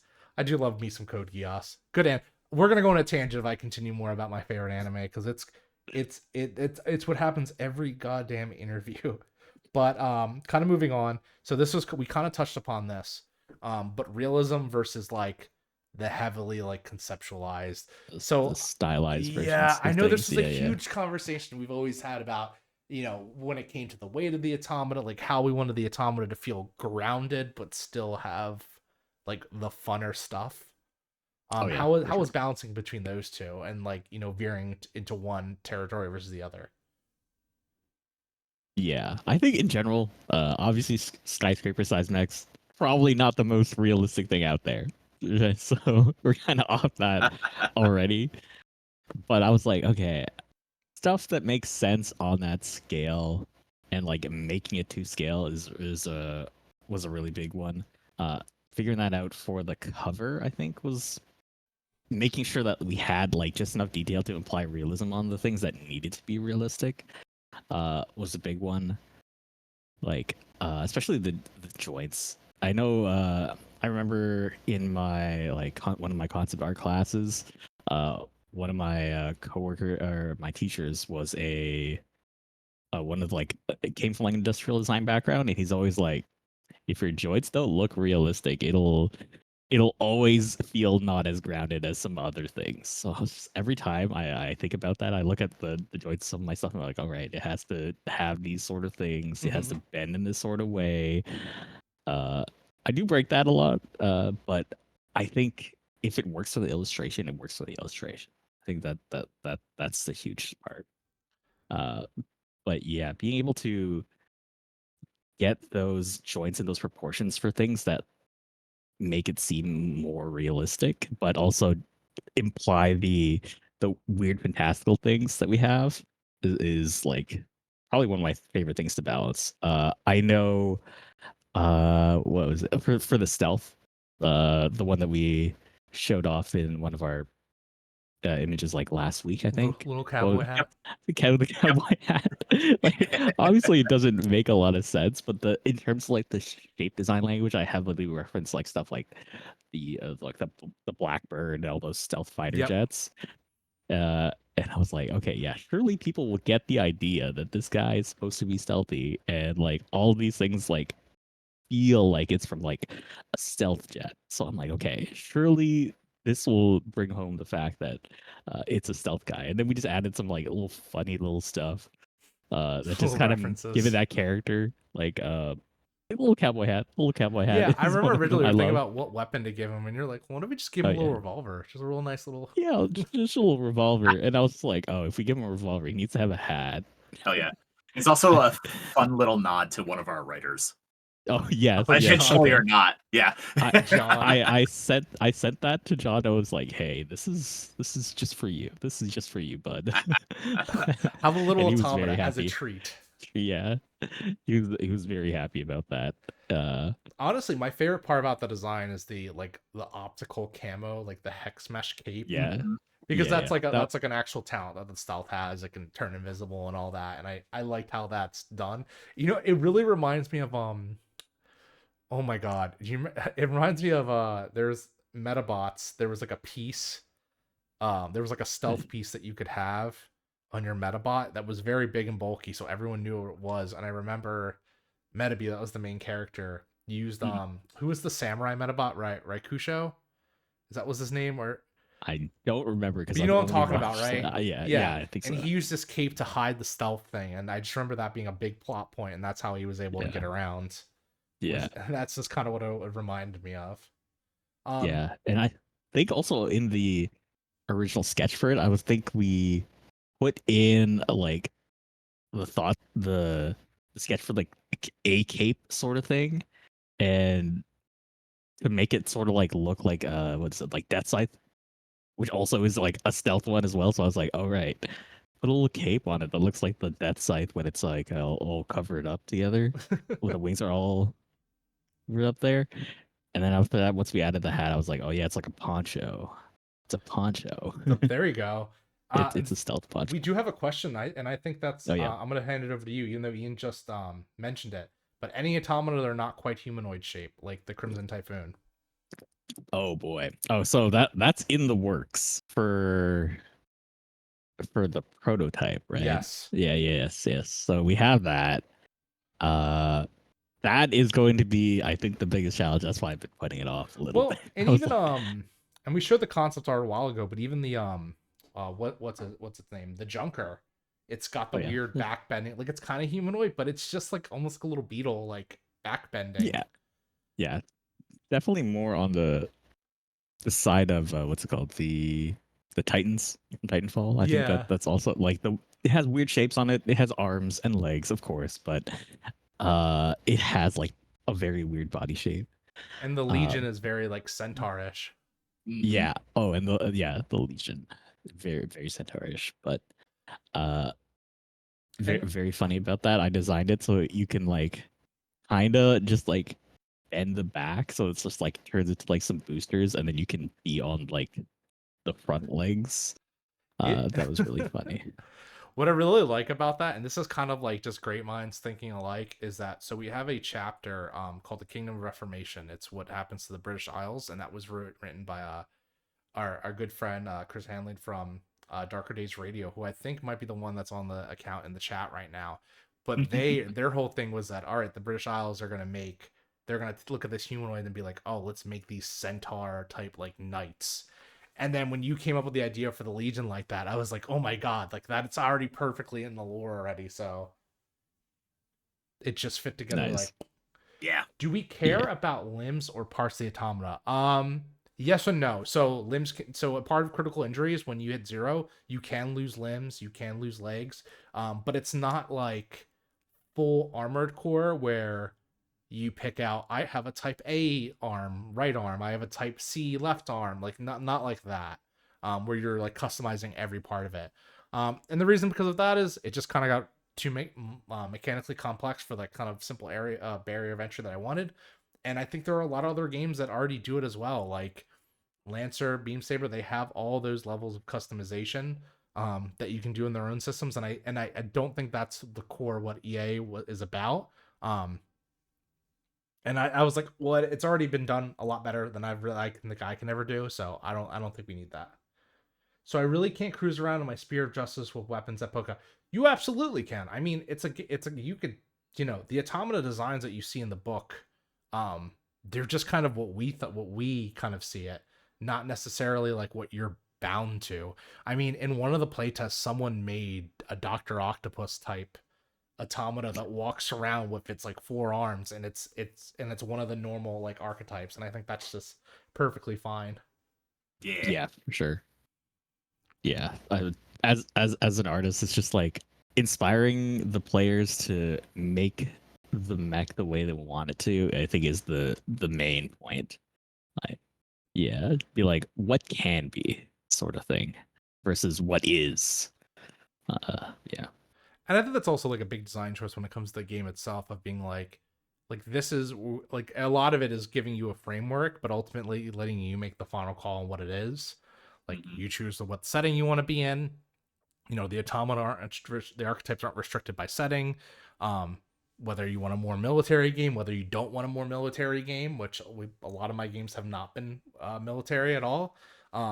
Whether you want a little bit of automata combat versus you want mainly automata combat. Dark Passenger has two automata combats in that operation, but majority of it is investigating, and doing like a little haunted house run, which I always enjoy because I kind of like showing off that balance between the two. But if you played in the epic is all automata combat because that's how that works. The amount of junk thoughts I've thrown at Nick and Ian, yes, a lot, too many, but all well appreciated. Yeah, And I think it's cool too because I'm glad you're here, Gio, because really like when designing the game, you do get to put your artistic imprint on it. And like obviously like I had my notions of what I thought the game would look like. Um Mhm. but I feel like every suggestion you've made, we've pretty much have ran with it and said, I think you know best when it comes to this, and even talking about like the joints. And I didn't even realize that you went to these like the profiles of like the artists that did like Pacific Rim and said, okay, what were their concept art, what other stuff did they get inspired from, and kind of go to that base level.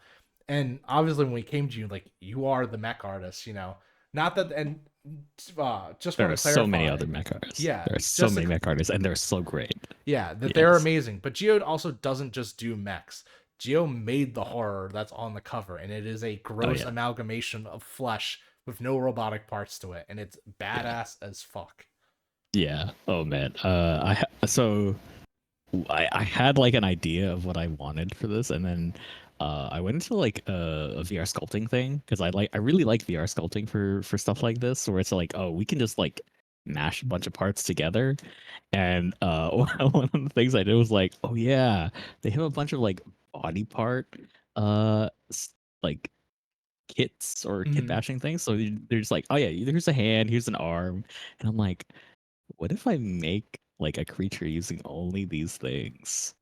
And that was my whole thing for that one. And that's why if you do look at the horror, it's just made like out of a bunch of hands, a bunch of arms, and I think that's my favorite thing, just making a creature basically out of arms. I Yeah, think also it fits with the lore of it, like basically being the amalgamation of all like the dead people of the city or like area that you were in. So I'm like, oh yeah, this is perfect, sweet.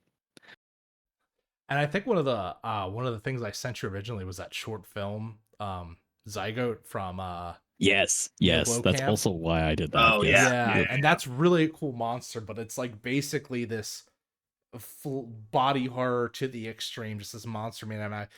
And and kind of if you really want to go with the original, like what I always think of Legion from Castlevania, how it's just this orb of bodies, and that's the horror of it. But every horror is, it's like the kind of not the joke, but the kind of gimmick behind every horror is that they're trying to mimic and make mockery of things that exist in our world, but just with like an amalgamation of flesh. So it's like, all right, we're gonna have a horror that's like a serpent, but it's like a bunch of bodies put together, and like the scales are the faces of all its victims, um which kind of reminds me very much of like Envy from Full Metal Alchemist, which I always thought was a cool idea. Like they're made up of all the bodies. Or even like I just put the GIF on our chat. But like the monster on the cover always reminded me of Chaos from Sonic Adventure 1, who's just this like, which great monster design. Like how, you know, um and yeah, and kind of going to that, and like, you know, when you did the initial like concepts and sketches and whatnot, just because we do have a little more time, so I'm gonna get a little more fun with it. Okay. Was there any design that you were like, oh, I want to do this, but you kind of had to leave on the cutting room floor because you're like, I it's just too much, or I've overthought it, or it's just not, you know, for whatever reason or whatnot. Uh, I, what was it? I know there was maybe one. Oh, I really wanted to make the Legion into a combiner, like a Power Rangers combiner mech. I think I pitched that. I was like, it's made out of multiple parts. The parts can split. What else does that? Power Rangers, the Megazord, the Super Sentai Megazords. Ultra. Surely we could do this. And then we're like, no. But hey, you can do that once you get the book and play it. You can make your Legion into a Megazord. You can do that. Yeah, So I might not have done the art for that, but you can. I think the biggest thing with the Legion is because we then we needed to make rules. Well, how do you Yeah, co-pilot? exactly. And it was just like that does not. Right. Yeah. Which someone asked us that, it's like, oh, it's like Pacific Rim where you have two pilots, and it's like, you know, that could be an interesting like concept later on. I don't Yeah. know. That might be something we revisit. I'm down. I'm down for the idea. It's just it would be an entirely like we would have to change a lot of things. This funded Yeah. before I woke up. Amazing. Good. And Good. we were at 14. We were less than $800 away from the first stretch goal, which is awesome. Yep. Hell yeah. And then and the kind of the opposite of that. Um what is the best thing, the best change from the original design you think you've made that ended up in the final cut of one of your designs? That's changed. Let me check. I have a bunch right now. I have like my whole ref board open, and I'm just like zooming in and out. The ones that we've made before. It's a good one. We've been mostly like. This is the thing about a lot of these projects that I've been to. Like most of the time, I'm just like we're locked in. Like all the things that we decide on are like, oh yeah, that works, or a lot of that. So I'm just like, it's hard to choose. It's hard to choose. No, I understand. I like to think we say yes to most things just because it's another perspective, and it usually comes up badass as hell. Yeah. Yeah. I'm trying to think. I think we can come back probably to all the ancient stuff. Fine. Probably all the ancient stuff. Oh, yeah. Though. Just like off the top of my head, like all the suggestions you've said for the ancient, I think are probably are great. I'm very excited to show that off. Maybe it's just because that's the one I'm working on right now, so I'm very excited for people to see. But I think it is very fun to work on, and I think all the inputs that you guys have put in for that is really great as well. And I guess like about designing some of the more extra stuff on each of the creatures, like we talked about, like the ego field is a huge thing, which is obviously something that is like inspired by the AT field, but it actually is like a workable mechanic in the game, which is kind of functions as your like initial barrier of armor, to your damage reduction, which I think is cool. So like how like you ended the effects on displaying that, which we see a bit of it on the cover because the horrors also have ego fields, and we also see in the beast because we see it like ripping through it on the ground. Yeah, like, are you asking like how does the effect made, or like what sort of like? Well, how do we do that? Yeah, like basically like was there any other iterations you had, or was it always going to be like that like AT field type effect that we were just like, yeah, this is cool with the repeating pattern and like geometric shapes? Yeah, I think the geometric shapes was the one that was like I think number one. I was like, this has to be repeatable, and it has to be. I mean, I like have a process already sorted down with this. So it's like it's an effect that I've used a bit on some pieces before. So I was like, okay, I think I know how to do this, how to do this effect. And so I just went with the sort of like that like energy shield sort of effect, just because I'm like, okay, people generally know what this is, and if I try to make it a little bit too like obscure or like out there, people will be like, oh, well, what's happening here, sort of thing. But I think yeah, having that as the AT field as like a touchstone, I think really helps, just because people like understand that. Um, but again, people can describe AT fields in the ego field in different ways, right? Mm-hmm. And I think that that's cool. Like I might actually experiment that maybe with like the ancient, just because it is supposed to be like very different from all the others, and its like inner workings are very different. Uh, so I think maybe we could try that out for that. That'd be cool. And is there? And the last question I'll move on to, and then we'll let you be at peace, Gio, because I know we've been grilling you for about an hour now. But is there any design that what is the in your mind the automata you look forward to people seeing the art for and playing with the most? Mm, oh, they're all really fun. They're all really fun. Uh, I think probably the collateral, I think, is one that I am looking forward to doing. And also I feel like a lot of people gravitate toward, like even in the actual play, people playing the collateral and absolutely just destroying themselves and everything around them with it. I think it's just very fun and Yeah. provides a lot of interaction with the table. I think that's gonna be really fun to see, and I hope people like the big fuck off cannon on it as well. It is very fun. Big fuck off. Yeah, I'm excited for that. And the Overload's probably the one I'm most excited for. Just Mm. because like I feel like that class has always been my baby. That archetype's always been my baby. The next one I'm probably most excited for is Prototype. Yeah. Oh, I am very excited to make that as well. Um, so the programming I'm using is like definitely built for like rock design and specific and car design and stuff. So I'm excited to be like, ah, yes, this is race car. Oh This is basically a race car on legs, yeah. but in a completely different way that people might be thinking of, because we have some very interesting design decisions for that. And I'm really happy, like at the beginning, you talked about that you actually did reference the Bayformers because, as much as people have issues with the movie, and I totally get it, actually think the designs of the Transformers in those movies are really good. I like that you can see every individual piece. I like that the morphing, the transforming isn't just they turn white, they go to a different form, they go Yeah. back, or it's like multiple things coming to play, and I actually do think it works on a really cool visual level. Yeah. Also, I love the sounds that it makes. I don't care what anyone Yeah. says; those sounds are so cool. They're Yeah. uh, Yeah. I imagine whenever they launch, that's the automata. They make something of that noise. Um, and funny enough, someone asked me just totally off topic how the automata launched. Like, are they like? And I said they're just from like an airship, like the Pegasus. Oh, They're yeah. just dropped. They hang across, you know, because that's how they hang. They're in balls. They basically like curl up in the fetal position, and they have these really a bunch of cables, and it's just all right. They get suspended, and they just drop them, and they eat them down, That's so Yep. funny. and Just they like pretty much just Bionicles. impact. Yeah, it's like, well, do they get softly? It's like no, they just fall down and impact, and probably just like craterize anywhere they land.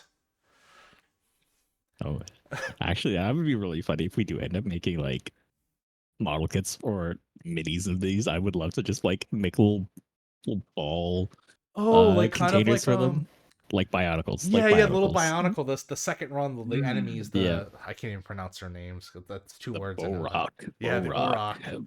Hey Nick, Yes. first stretch goal unlocked. First stretch goal. Oh my god. Yay! Thank you again, folks. Hell yeah. I have to jump back into Photoshop. We unlocked the forge. That means you're going to get a full playable new module location that's going to include all the locations, um, hmm stuff about the ecosystem, the economy there, how it works, also a bunch of NPCs and establishments to work on. So that's going to be great. You get to have a big base where the automata are being made. So that's gonna be awesome. Nice.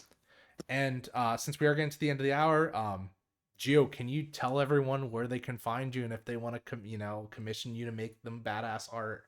Yeah, you can find me at Twitter at m2art. I think you know where my Twitter is there. And currently, I'm trying to move all like my art stuff from ArtStation over to Kara because Kara is a lot better for artists. Shout out to Kara, the Yeah. very cool portfolio app that's coming out and social media app. I would highly recommend that place if you're an artist. Very nice. Oh yeah. Honestly, I recommend that place if you're just looking for artists because it hasn't been flooded with bots yet, hopefully. Yes, and there's no AI there. They have like a specifically no AI clause. So especially if you're a TTRPG designer who is looking to not use AI for their work, highly recommend. Which that all place. of you should not use AI for your work. Yeah. There's too much stock. I talked about this. There's so much. Not only if like there's so much good stock art that is like you can buy for like $5 to $10 a piece if you really need it. I mean, and then you can commission a few things. Like it's so much accessible now that you don't need to resort to, something that steals art that isn't made by a real person. So Basically. support your local artists. You'll always get something 10 times better than you were ever expecting. Exactly. Because behind, like Geo, for example, behind every piece there is something human about it. There is a soul behind every automata. And you get to like actually work with people. I think that's the main part. Yeah. I love working with people and being like, hey, what is your input on this? I think it's really cool. And the disconnect between people's expectations, I think, is actually great because then you'll be able to like translate it in a way that they wouldn't have thought of. And I think that's so awesome. And someone's asking, do you have good reds for art backdrops to set scenes on by real artists? So note that a lot of these sites do have a lot of flooding by AI art, so you do have to sort through. But Drive-Thru RPG, ton of stock art, amazing stock art. Adobe Stock has a lot of stock art as well. Pixabay, all free, free stock art that you can get through, all free public domain stuff.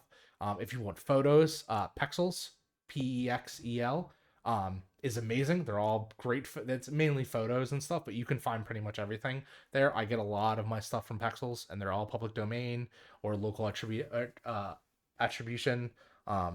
So support your artists out there, because without it, things like Eldritch Automata wouldn't come alive, and they would look like weird chaotic messes where none of the automatas look the same. And no visible joints, and the joints would be messed up. The joints would be fucked. But Gio, I'm gonna let you go here, and then when we come back, we're gonna be doing the character building, right? Yeah. I'm excited for this. Awesome. So we're gonna go to break. We're gonna take a little bit of extended break, about 5 minutes, just so I can refill my water, take a bio break, and then we will be right back, everyone. Gio, thank you again. You're amazing. Thank you, everyone. Hey everyone, we're back. You may notice that Ian looks a little differently, because it is not Ian. It is my good friend. Can I dox you? Is that okay? You can dox me. Yeah, that's fine. Sure. My good friend Wes Franks, who also is one of our stars from Neon Genesis Evangelion, an actual play we're going to be seeing in a little under 40 minutes. We're going to be watching episode 2, the premiere of that, which is an actual play using Eldritch Automata. One of the older builds of it, so things are a little bit different. But Ian had to go attend some stuff with home life, decided, and was going to dip out anyway, so decided to dip out a little bit early. But here we are, and we're just going to we're going to chill. We're going to make a character. We're specifically going to not just make one character. We're going to make a very, very specific character. We're going to make Shinji Ikari. You're gonna make Okay, let's make Shinji. Let's do it. Okay, so I'm actually, Wes, if you don't mind, I'm gonna link you the pilot archetypes. Okay, heck yeah. Okay, and we're gonna go through this live and do this. Heck yeah. Look at that. Look at that clean. The OG, the initial document. Exactly. So, first things first. I want to I can adjust things in OBS so I can see. From I can never sing stuff in OBS. Okay, here we go. So first things first, we're gonna go to a name. We're gonna name.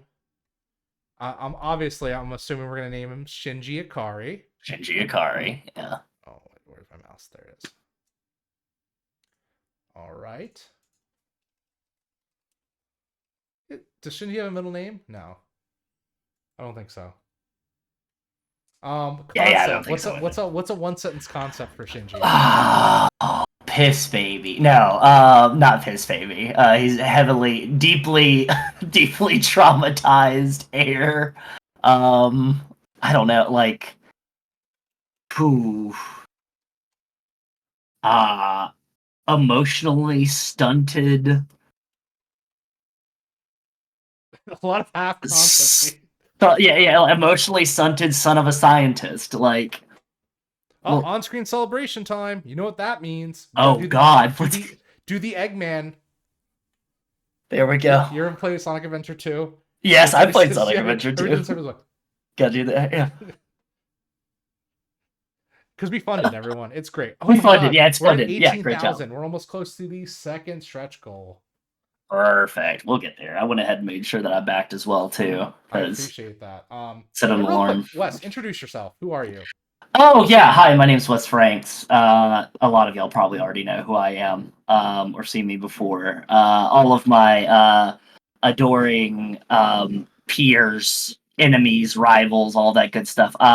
Carrying Comfort's the thing that I made. For the longest time, it was just actual plays, and I kind of pivoted into tabletop design. Sorry, they're working on an apartment above mine. The tabletop design and writing and everything. It just falls through in the background. A man in a bathtub. No, it's I started writing and designing, and I released a indie game that was laid out by my partner, Bran Levine, who's like a fantastic writer and game designer and layout designer as well, called This Old House, that you build a house of cards and you tell the story of the house from its inception to when it eventually falls. And Bran also just released a game too involving tarot cards. Yeah, Fallen from Grace, where you play a angel that's been cast out of heaven, and you have to work to get your way back there, or you slip further into damnation. And that's very much like a vibes based, like instead of like the tarot cards telling you exactly what you're doing and everything, it is very much, it leaves it up to you of like, this is what this tarot card means and how does this relate to your own personal character. It's really cool, really cathartic experience too, especially if you've got a lot of deep seated religious trauma like I do. But yeah, I wrote a game. I'm writing a bunch of other games. I sold a bunch of games and other stuff. I'm mostly working within like the Card from Brindlewood system right now. I found like a really good like vibe and like system that I can work in. But I'm also designing some other stuff. I'm using the Year Zero engine for one of my own games, which is like, it's been very cool to see you kind of like use that as a skeletal structure, and then just kind of rip all the parts out and then just put them all back in. Super versatile. It's a really great system, Year Zero engine. And the fact that they opened that SRD and like continue to expand it to include some their other like alternate systems is awesome. And it's fantastic. And I guess do you want to tell a little origin story behind Neon Genesis Evangelion? Oh yeah, god damn. We filmed that. God, what was that? Like that was near 2 years ago, a year ago. Like end of 2022, yeah. And in 2022, I remember you kind of like just like reaching out and finding this cast and everything, but like really kind of wanting to. You love Neon Genesis Evangelion, like you love Evangelion, yes. that's like your shit. Which is like I am not as huge as a fan, but I came into it later because there was a lot of it that I didn't really appreciate. But like you came with this concept and this idea of continuing the story and continuing it from just the launching point with like a new just like what if like it's a very much like a what if scenario, but you did like a really good job of making it your own, but making it feel inside of the vibes. But how you pitched it was like this is like our own story. It's a continuation so that it doesn't alienate fans. But I really want to use it to showcase this game system that I've been working so many years on. 7 years, right? You've been writing this for 7 years. Took 7 years to Seven make. 7 years to make. Which is an important thing. Like it just shows to go you that you need to like take the time to work on things that you really care about and love, and like don't just like rush them and put them out. Yeah, and like let things marinate is also a big thing too, because as you grow as a creator, like that marination's just gonna absorb all those experiences. Absolutely, and I think that like what really like kind of drew me to it when you like invited me, also because you invited me on to work on the series and everything, and so like I'm always just like you pick up the phone and call me. If I can make it, I'm gonna try to make it. Like even with this, well, like it was kind of like sudden, like yesterday you're like, hey, do you want to hop on it? I was like, yeah, sure, get some time, let's do it. But like with that, like you have such like an idea, a concept in your head when you do things like this, that you like really like stick by them and you gun for them. And I think that passion and that love and that care like really kind of convinced me that I wanted to hop on. And it was also something different for me to try. I love mecha anime. Gundam is like some of like the Gundam series are some of my favorite. I love Robotech. I love BattleTech. Like I love Armored Core, like the idea of like being a person inside of these giant structures that cause destruction and like all of the things that come with that. Evangelion being its own kind of particular thing, because it's not robots, it's like bioorganisms like that are being piloted and everything. Spoiler alert for a long celebrated series. I don't know, go watch it. But like you did that, and then you sent the manuscripts for Eldritch Automata, and I got to read over them, and it was something I've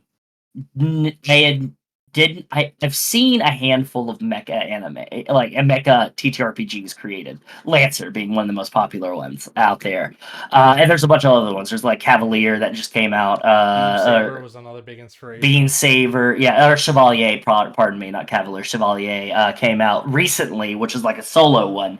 But all of these, and they do different things well.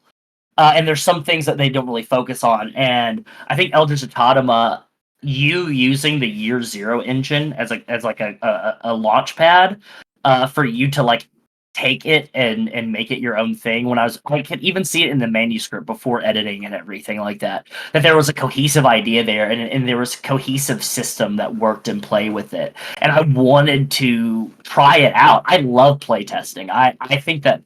And I love playtesting in front of an audience. I think actual play is such a really good way to playtest, because there's one way to playtest around a table. Like convention playtesting is super useful. That's how you get a lot of random people off the street to come in and like give you some like really genuine input. But like actual play is so like it has become baked in to what tabletop RPGs are. So to have the opportunity to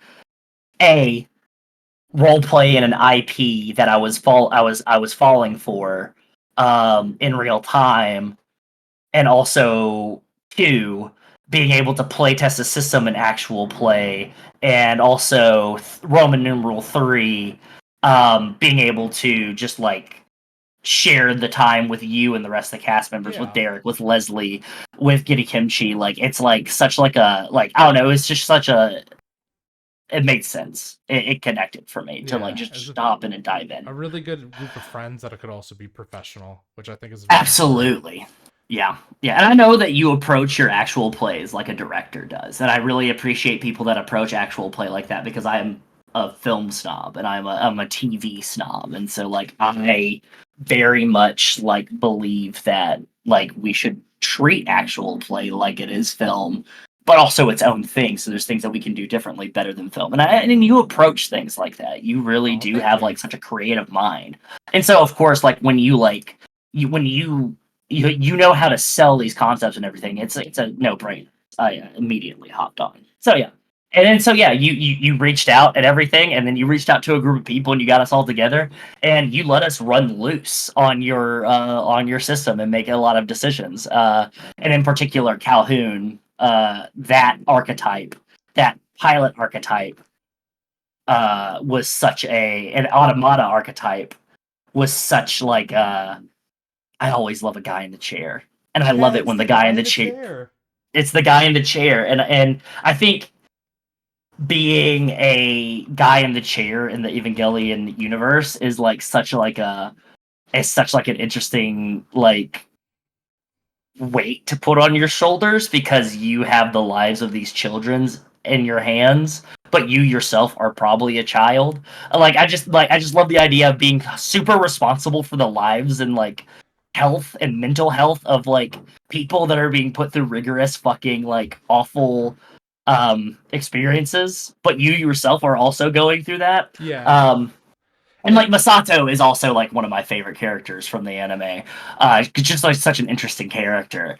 And I was like, I want to be able to have a Masato type character, but is not just one for one Masato. And so that was an opportunity for me to do that. I like to explore characters like that. And it's great because this episode that we will be seeing in a little bit under half an hour Mhm. is a very Calhoun focused episode, so it's going to be really interesting to see. And I think there's some great parts that you act in, in particular one that I can already think of that I think it'll be exciting to see. But with that said, we have 30 minutes to nail down Shinji Ikari. I said we can make a character in under 15 minutes. I think we can do that. Let's do it. So concept, emotionally stunted pilot who's overshadowed by his dad. All right, pilot archetype. Yeah. So there is an archetype already that I think already fits really well. It's called the Hedgehog's Dilemma. Yes. We're gonna go ahead and do that. So really quick, out of the stat array, do we think we have a between strength 3, agility 1, wits 1, empathy 2, or strength 3, agility 1, wits 2, empathy 1? Do we think Shinji has more empathy or more wits? I think Shinji has more empathy. I think Shinji is overly empathetic to other people, to a detriment. In my personally, I don't see him as like a whiz kid. I do see him as like a. I feel like he feels what other people are feeling and lets that affect him too much. In my own personal reading of the character, you're more than welcome to get in the comments and tell me that I'm wrong. All right, and then we're gonna pick we're gonna pick 2 talents. Okay. So you have the document open too. Yeah. We've got growing pains. You may break a strain in order to reroll all non-successes on a single roll, which is a great one. Self-worth. Every time you accept someone hurting you or agree with their condescending statements to you, lower your stress level by 1. I mean, that's pretty on point. Prickly quills. Every time you open up and hurt someone because of it, gain a stress die and make a strand with them. Or then we've got at arm's length. Every time you voluntarily break a strand, take an ongoing additional dice to your rolls in the scene. Unbreakable. When you roll for endure, you may choose to reroll the entire roll and take the highest. I won't fight. When faced with insurmountable odds, lower your stability by 1 in order to switch your strength and agility. I'm interested to see what you have to say, but there's 2 that stick out to me in particular. I think I won't fight immediately jumps out to me just because that's like half of his every time he gets in the fucking Ava. So I'll pick one fight and then I'll let you pick the other one. I'm gonna go with self-worth. Every time you accept someone hurting you or agree with their condescending statements to you, lower your stress level by 1. That's perfect. Awesome. So we're already on the way going away. So from here, I'm gonna go ahead and I'm gonna send you really quick. We'll send you the automata archetypes, which I know you have access to in another chat probably, but just so we don't have to worry about constantly accessing it. So this is where we get up. So what none of these are technically are Hedgehog's Dilemma is very much inspired by Shinji, but automata, what do you think Shinji would have? Ooh, okay, not the heavy. No. Not the beast. Overload. The See, strainer? Yeah, I was thinking the strainer as well. Yeah. That makes a lot of sense to me. So we're gonna go with the strainer here. Yeah, I would say if not the strainer, then the prototype. But I think the strainer is the one. Yeah. Okay, the strainer. So very important. So you get strength 2, agility 2, wits 2, or empathy 2, or strength, agility, wits 3, empathy 1. So do we... Go ahead. Well, I was going to ask you, do we do the even spread or do we tank empathy? That's the thing, is like that adjustment is like, to think of it from a min-maxer standpoint, you would probably want that width to slot in and everything. But knowing what we know about Shinji and knowing what we know about his Ava unit, I think the tank empathy. I think this is the tank empathy. Just to cover on like the comparison. I don't know how many spoilers I can drop in the chat or anything about this series. But yeah, I mean it's his mom. It's his mom. The fucking Ava is his mom. So like, you know, I think kind of tying into that, of that it's a very like matronly, like kind of almost, I care about this fucking kid that's inside of me controlling me. I think that empathy really ties together with Shinji. So yeah, tank empathy. Okay. And now we got to choose 2 talents. So that gives us our final spread of strength 5, agility 3, wits 4, empathy 3, which means our health is going to be between strength and agility is going to be 8. Which means our durability is going to be 8. So health is going to be our pilot health, and then durability is going to be our automata's HP. Our stability is going to be our wits, so 4, and our ego is going to be 3. Our ego field is going to be 3. So going to talents, I'll let you pick the first talent. You need 2 of them. Oh boy! All right.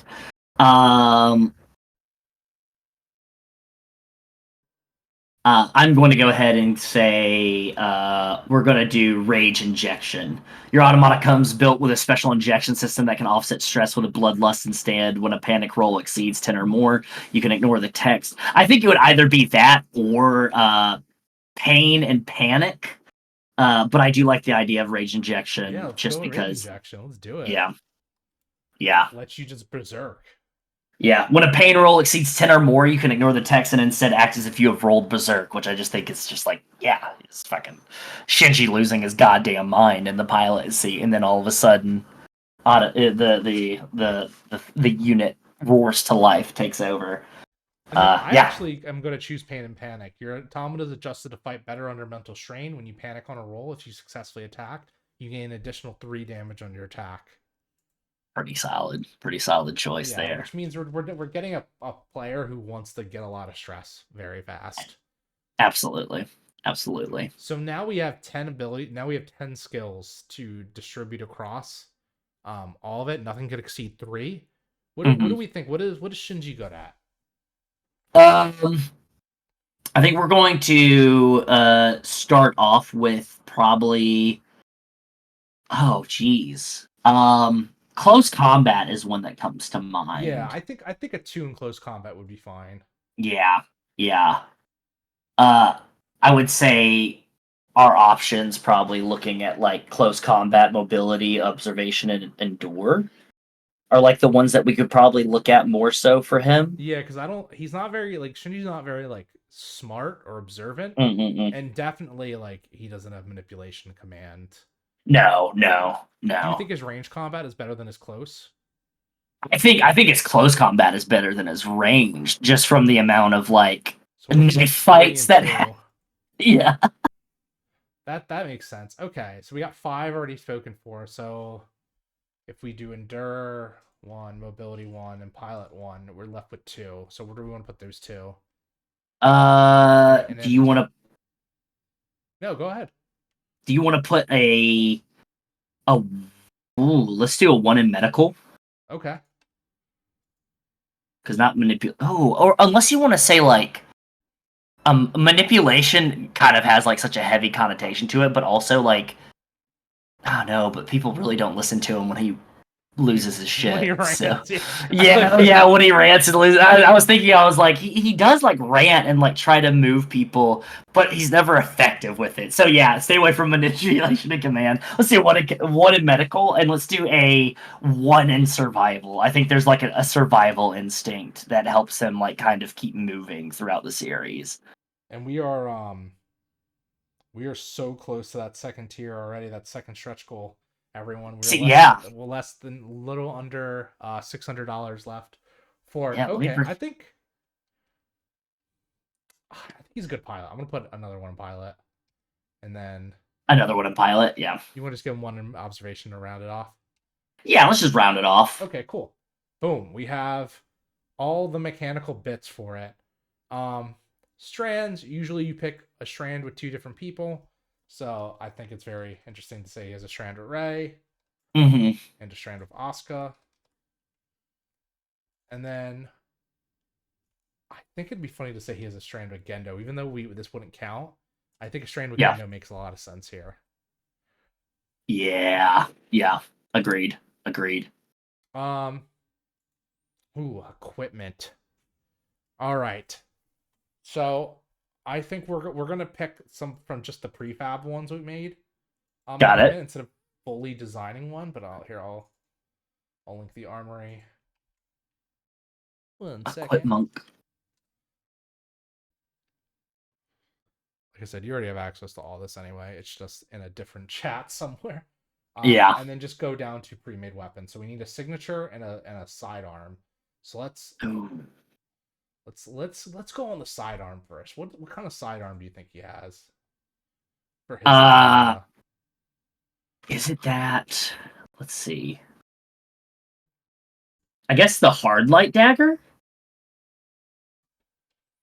Yeah, because that's basically just like a Here, I'm gonna adjust really quick the character sheet so we can. Yeah, I guess either a harmonic shiv or a hard light dagger. I think if you're looking about the AT knife, the what is it? It's called something specific. It's a prog knife.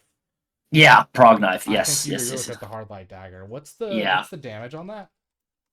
On the hard light, Yeah. it is a damage light 0, range close 0, and it has piercing 1, swift 3. Okay, so it's piercing and swift. So that's just the cost. So for anyone that little like not spoiled, but little preview. So you build your weapon on a balancing system. So signature weapons have a sidearms have they can go up to a +1, and you have flaws and tags. And so like a tag adds on points and flaws take away points, so you can balance out some cool stuff. Yeah. So that'll be. Oh, and then what are the flaws? I was wondering. I was like, that's not a sidearm. What are the flaws? The flaws are that it's ego draining -2, and then hazardous -1. All right, so that's how we get the. It takes it out of you. Yeah, that's where we get the swift 3 that negates it and only gives us the piercing 1. So Yeah, that's how we get the +1. Because light and close, you can always have a light and close weapon at a +0 and 1 tag. Yeah. And okay, cool. Then we have the prog knife, and even though it's the hard light dagger, we're just gonna call it the prog knife. Yeah. It's fun. Because it takes place in universe. Yeah. Now, what's Shinji's like? What's his signature weapon? Looking at them, I think probably the ego slaying rifle, because he does have that like. I would say it's either that or the automata rifle. Yeah. The ego, because the ego slaying rifle is that long. It's the sniper rifle that he uses at one point during the series that they have to set up with a bunch of trucks and everything. That I think is just fucking cool. But also you have his automatic weapon, which is kind of more of an SMG, but you can flavor it that's kind of like an automata rifle. Yeah. Okay. Yeah. What's the damage on that? Is it medium? Medium. Yeah. And then range. And then long range. And it's swift. Yeah, which everything he has is swift. Yep. That's a plus. Anything else, or that's it? That's it. That's perfect. It for that. So that's a +3, which is a signature weapon. Yeah. Yeah, thermal spear if you're going for end of rebuild. Yeah, so thermal spear would be like more of like your Lance of Longinus. Or that's like the end game. Like you're getting towards a little bit in your campaign, and you've acquired the thermal lance after a little bit. I would also say that there's a Eldritch arm that's introduced in Dark Passenger called Gungnir that is basically the Lance of Longinus. Or if you want to say how the Netflix dub says it, they call it the Lance of Longinus, which I Longinus. I fucking hate that pronunciation so much. Also, that sniper rifle is the positron sniper rifle. Okay. Part of it, yeah. There's a really cool banner image on Reddit of it all plugged in and everything, and him laid up, and it's Yeah. on a bunch of half tracks and everything.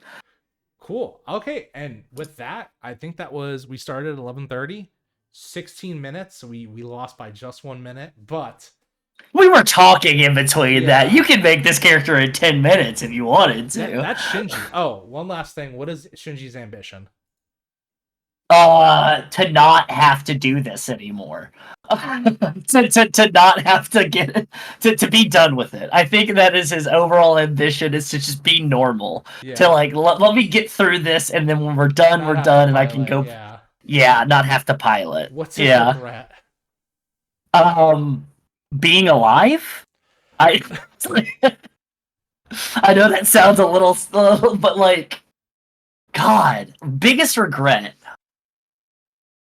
That's the thing, is like, to me, think is like, is it his own regret, or is it a regret that he has in his life related to? I think it's like, maybe that he doesn't have a normal life. Maybe his biggest regret is that, like, Not having he that was connection to his born. dad.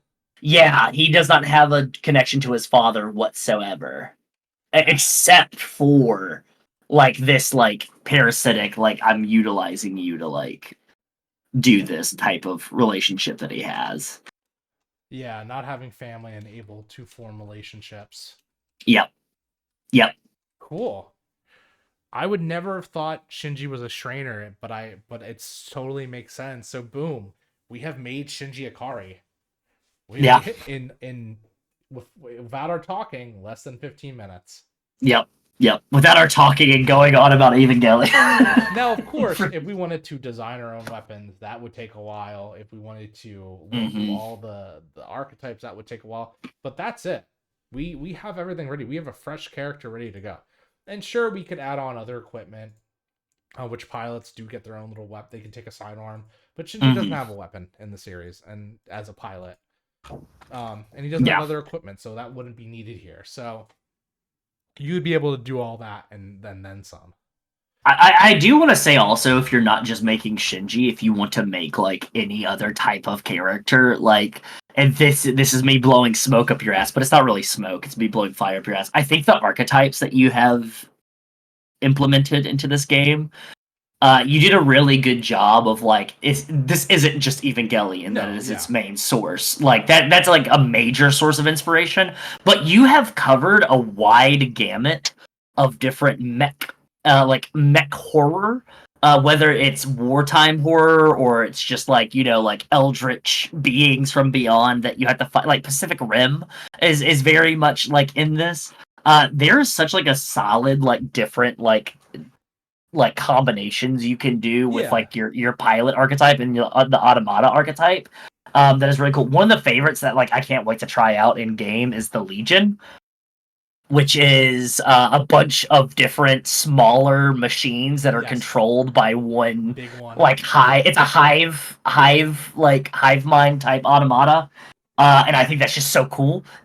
Within it, like within the flavor text, you have death by 1,000 cuts within it, which I just think is just like, how terrifying is that? Like, how terrifying is that? You're just all these micro machines that are being controlled by one like over-caffeinated, understimulated, emotionally inept teenage, and that's the character that you want to play. Yeah, clarified. You don't have to play a teenager in Eldritch Automata. No. It's everyone, but it's just everyone kind of goes to that because they think of like Evangelion and Gundam and just all the child soldiers. But yeah, I totally agree with you, because like even like one of my favorite things that's not even from Evangelion is the archetype of the legacy, where you play like a child, like not a child, but you play like a soldier in that has a long line of like automata pilots or just military people, and you have a bloodline. Yeah, which is really cool. Yeah, you get to be like Roman Reigns. You have a bloodline. But no, and as you can see here, me and Wes, just two people, just joking around. We were able to build that character super fast, and now he's going to jump. I do want to say congratulations, 20,000. Oh my God, we did it! You broke 20,000. We hit our second stretch goal, which means we are getting the Pegasus module for the core rulebook, which means you're getting your flying airship. That's going to have full layout, full setting module with characters and NPCs to populate it, another ecosystem for you to enjoy. And my favorite part of how we talked about how they launched the automata units in the little fetal positions, and they just drop those fuckers. Amazing. Oh my god.